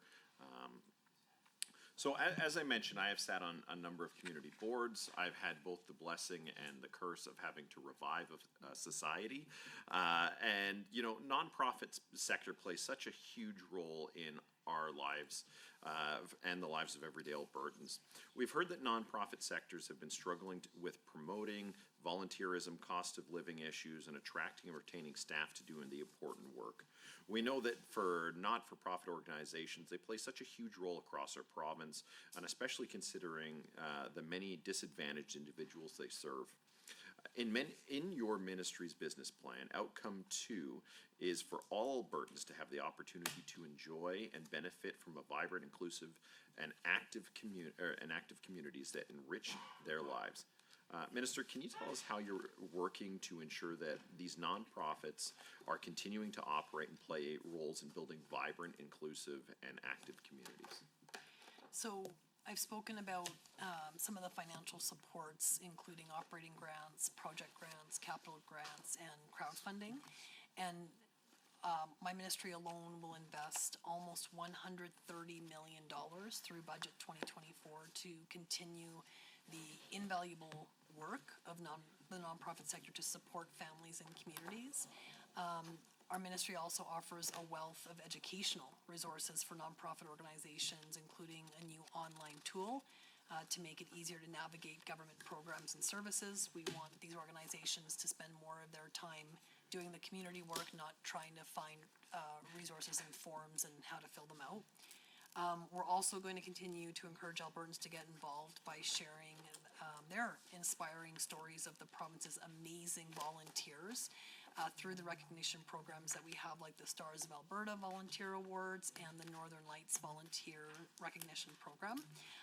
The Stars of Alberta Awards, it annually recognizes the invaluable contributions of volunteers and their positive impact on communities in youth, adult, senior categories. I've mentioned earlier, we had the breaking barriers category to recognize outstanding members of the 2S LGBTQIA+ community and work they're doing to promote inclusion. And since its inception in the year 2000, the Stars of Alberta Award has recognized 149 individuals for their contributions to the community. I had as minister, I was privileged to be able to participate in that awards ceremony at McDougall in Calgary, and just to hear the stories of these outstanding individuals, how much they do, and how much they volunteer and give, in addition to having very full, busy lives, makes us, I think, all want to do a little bit better. My ministry also runs the Alberta Northern Lights Volunteer Recognition Program. Since its inception in 2020, it's showcased 215 individuals or groups for their volunteering efforts. So really encourage everyone to learn. And with that, we're back to the loyal opposition for their 10-minute block. Thank you, Mr. Chair, and to the minister, would you like to do block time or back and forth? Block time, please. Okay. So just referring to main estimates, page 59, the statement of operations revenue transfers from the Government of Canada increased by $5 million from previous budget's forecast to what we now have, which is about $42 million. And on business plan, page 27, the same revenue line shows the target years going down to just under half each year from this year's estimate. Can the minister, through the chair, explain why the Government of Canada revenue goes up this year and then is targeted to go down by over 50% in the next 2 years? Next question, just circling back to objective 2.5 in the business plan, page 26, engaging and supporting 2S LGBTQIA community. So you had mentioned the Stars of Alberta Award, which is wonderful. I'm just wondering, a little bit of information on this. Is this largely a recognition award? Are there any other aspects of this award that could continue to support these Albertans, either personally or in the work that they do in their community? My next question is around 2.4, which is the page 25 in the business plan, around the plan to end gender-based violence. So just curious as to why Indigenous women and 2S LGBTQIA were actually removed from the mention of 2.4. They're on a separate item there under 2.5, and more of a general objective there. So the next question I wanted to circle back to is the idea of a council. We know that in response to hate crimes, to increased, rhetoric against specific communities, we've seen councils created around multiculturalism, councils created for Black Albertans, and an anti-racism council. and just wondering if the minister will consider a similar council for the 2S LGBTQIA community to support them. Circling back again to gender-based violence and the performance indicator, I'm just concerned that given the removal of 2S LGBTQIA Albertans and Indigenous women, that the performance indicator listed might not be sufficient. So I'm wondering if the minister will comment on whether or not this indicator will be expanded to measure progress for those vulnerable populations. In a related question to 2B, the engagement with stakeholder engagements that I've had, such as some of the newcomer organizations, how is this 10-year plan engaging ethnocultural communities to ensure equitable access to culturally competent care? My next question is around, okay, thanks. So just looking at outcome 1 in the business plan on page 24, ministry continues to build on success, attract investment, build partnerships, and create new opportunities in creative sectors by growing the province's reputation on the world stage and supporting local Alberta initiatives. I'm just wondering, in light of recent policies sort of squarely focused on the trans community, what will the minister be doing in terms of those populations to ensure that we're still attracting the talent, that we're assuring workers, especially in those arts and culture sectors, that they are actually coming to an inclusive province when, you know, basically the reputation that we're having right now provincially may indicate the opposite. And with that, I cede my time. Questions. I want to touch a little bit more on the, I'm glad you brought up the Stars of Alberta Breaking Barriers Award again. I just want to talk a little bit about the winner from last year. I might actually ask Ann Davidson, Executive Director of Community Engagement, just to speak after I talk a little bit about the winner. And then with respect to transfers from the federal government, I'm going to ask Carmen Vidari, our acting Senior Financial Officer and ADM of Finance, to maybe touch on that a bit. But back to the Breaking Barriers category, Breaking Barriers 2S LGBTQI plus inclusion category. That recipient, I had an opportunity to meet him, Jerome Moriyama Bondar of Calgary. He's one of the founders of the nonprofit Pride in Business that was launched in 2011, and it's a nonprofit that's staffed exclusively by volunteers. So along with initiatives to create greater awareness of Calgary's 2S LGBTQI plus organizations, programs, businesses, networks, professionals, and charities, Pride in Business works to create that same awareness and grow commerce within the broader Calgary business community. And the organization does a lot of work to spotlight 2S LGBTQI plus professionals, businesses and allies through engaging events throughout the year and their social media content and articles on their website. And is there anything you wanted to add? Is she there? Yeah, just as it relates to the Stars of Alberta Awards. Sure. Ann Davidson, Executive Director with the Community Engagement Branch.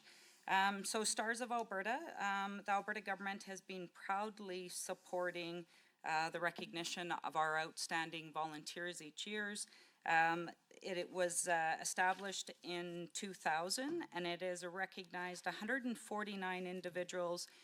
Again, we would say these are our formal volunteers that give thousands and thousands of hours each year. In 2019, we introduced the Breaking Barriers category, which really again recognizes exceptional volunteers who are working to create communities that are diverse, inclusive, and addressing racism, as well as advocating for the 2S LGBTQIA+. And inclusion in terms of fighting gender discrimination as well. The second program that the minister referenced was our Northern Lights Volunteer Recognition Program. This program was established in 2020, and the intent of it is to really recognize our outstanding volunteers each day. So much more of the informal volunteers. It is easy to recognize volunteers in our community. Our website has information. We encourage people to nominate. This year is the national, or in April is the National Volunteer Week. And we're promoting both the celebration of volunteers across the province during the third week of April, as well as on April 15th, we're launching recognition for STARS. So nominations will start on April 15th. Carmen, may I ask you to speak to the questions around the transfers from the federal government? If you could comment on that, please.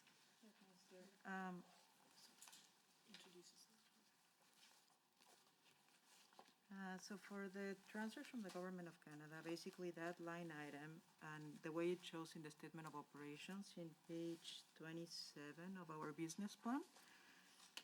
So within that line item, the 42 million is made up of the French Language Services Canada-Alberta Cooperation Agreement on French Language. We also have in there the funding for the National Action Plan to End Gender Violence. And in that line item, we also have the funding for the Investing in Canada Infrastructure Program.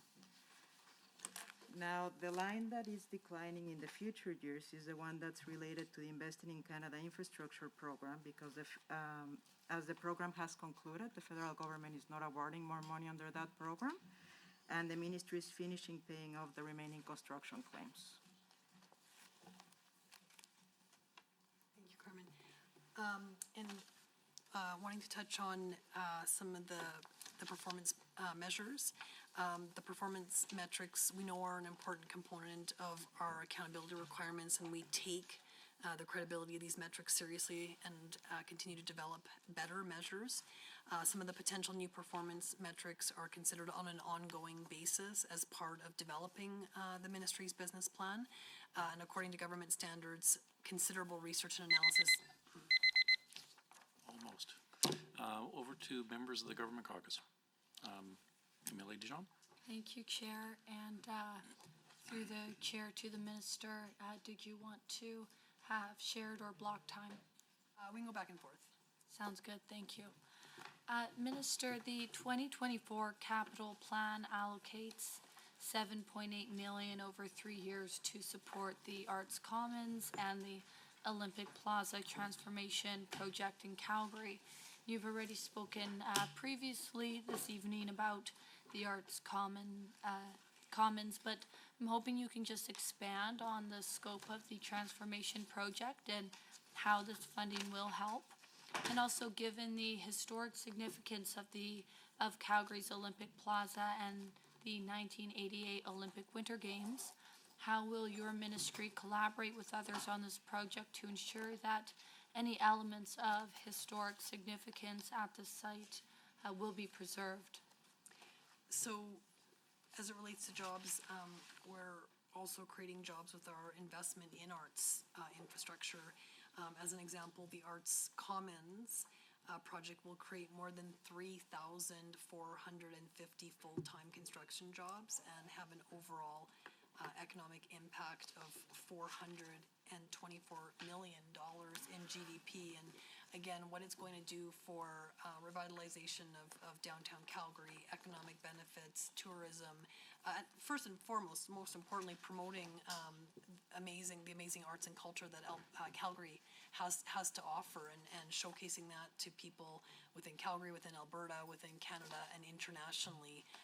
It's going to be like nothing, nothing that Western Canada has seen before in terms of an arts and culture center.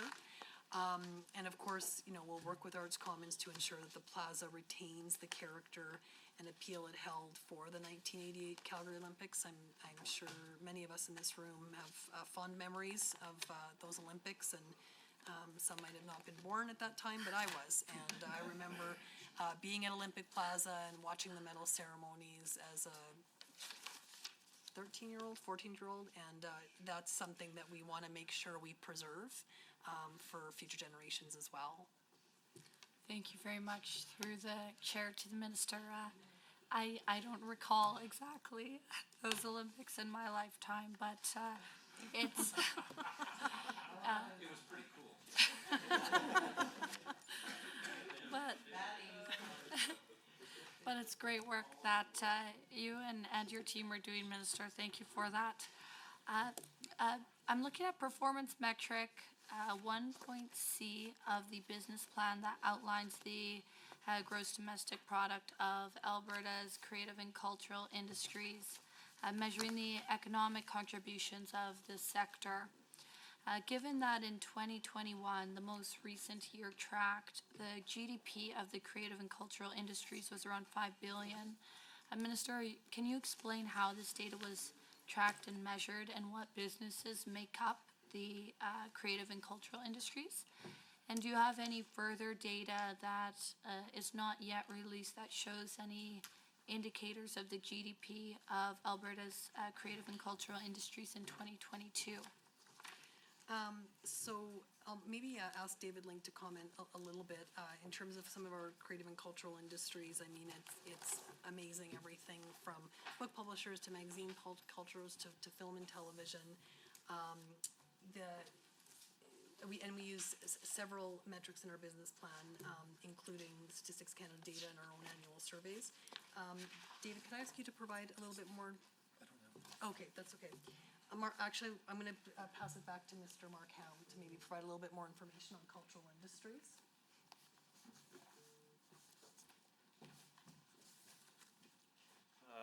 Hello again, Mark Ham, Executive Director, Cultural Industries. So the GDP data, I think Minister did a great job outlining what industries that entails. So music, both live and music publishing, along with book and magazine publishing, and film and television. We do see a bit of a lag in our GDP data from Stats Canada, and the most recent data is the data that's reported in the business plan. We are looking at some in-house solutions to make the data a little bit more current, so we can update that on a more regular basis. But that's something we're going to tackle this coming year. But yeah, I think the $5 billion number shows the potential of this industry only to get bigger, and I think we're making some major strides on a number of fronts in that sector. Thanks. And just to share with the member maybe some of the success stories in cultural industries. I mean, of course, we celebrate, as we should, and talk about in film and television, The Last of Us, Prey, My Life with the Walter Boys. But maybe just to highlight some that don't get heard about as much. I mean, the Alberta Book Publishers books are near and dear to my heart. I won't go into stories about me as a kid and books, but at the 2023 Alberta Book Publishers Awards that were hosted in Edmonton, we had more than 130 delegates gather to celebrate Albertan book publishers. And among the book publishers awarded the event were the University of Alberta Press, US Publishers Limited, Renegade Arts Entertainment, Red Barn Books, Freehand Books, Inc., and the University of Calgary Press. And these publishers were past recipients of Book Publishers Operating Grant administered by the ministry. I'll also highlight again our amazing Jubilee Auditoria that is on track to exceed previous attendance. In 2022-23, the Alberta Jubilee Auditoria hosted 372 performances and welcomed a total over 500,000 patrons through the doors. And some of the resident companies, which I've been able to check out, include the Alberta. I apologize for the interruption, but I must advise the committee that the time allotted for the consideration of the ministry's estimate is concluded. I'd like to remind committee members that we are scheduled to meet tomorrow morning, March 20th, 24, at 9 a.m. to consider the Ministry of Immigration Multiculturalism, which, by the way, for this committee is our last estimate. I want to extend my appreciation to everybody here for their candor, good behavior, all that good stuff. And you've done such a good job, you might as well take the rest of the evening off. Meeting adjourned.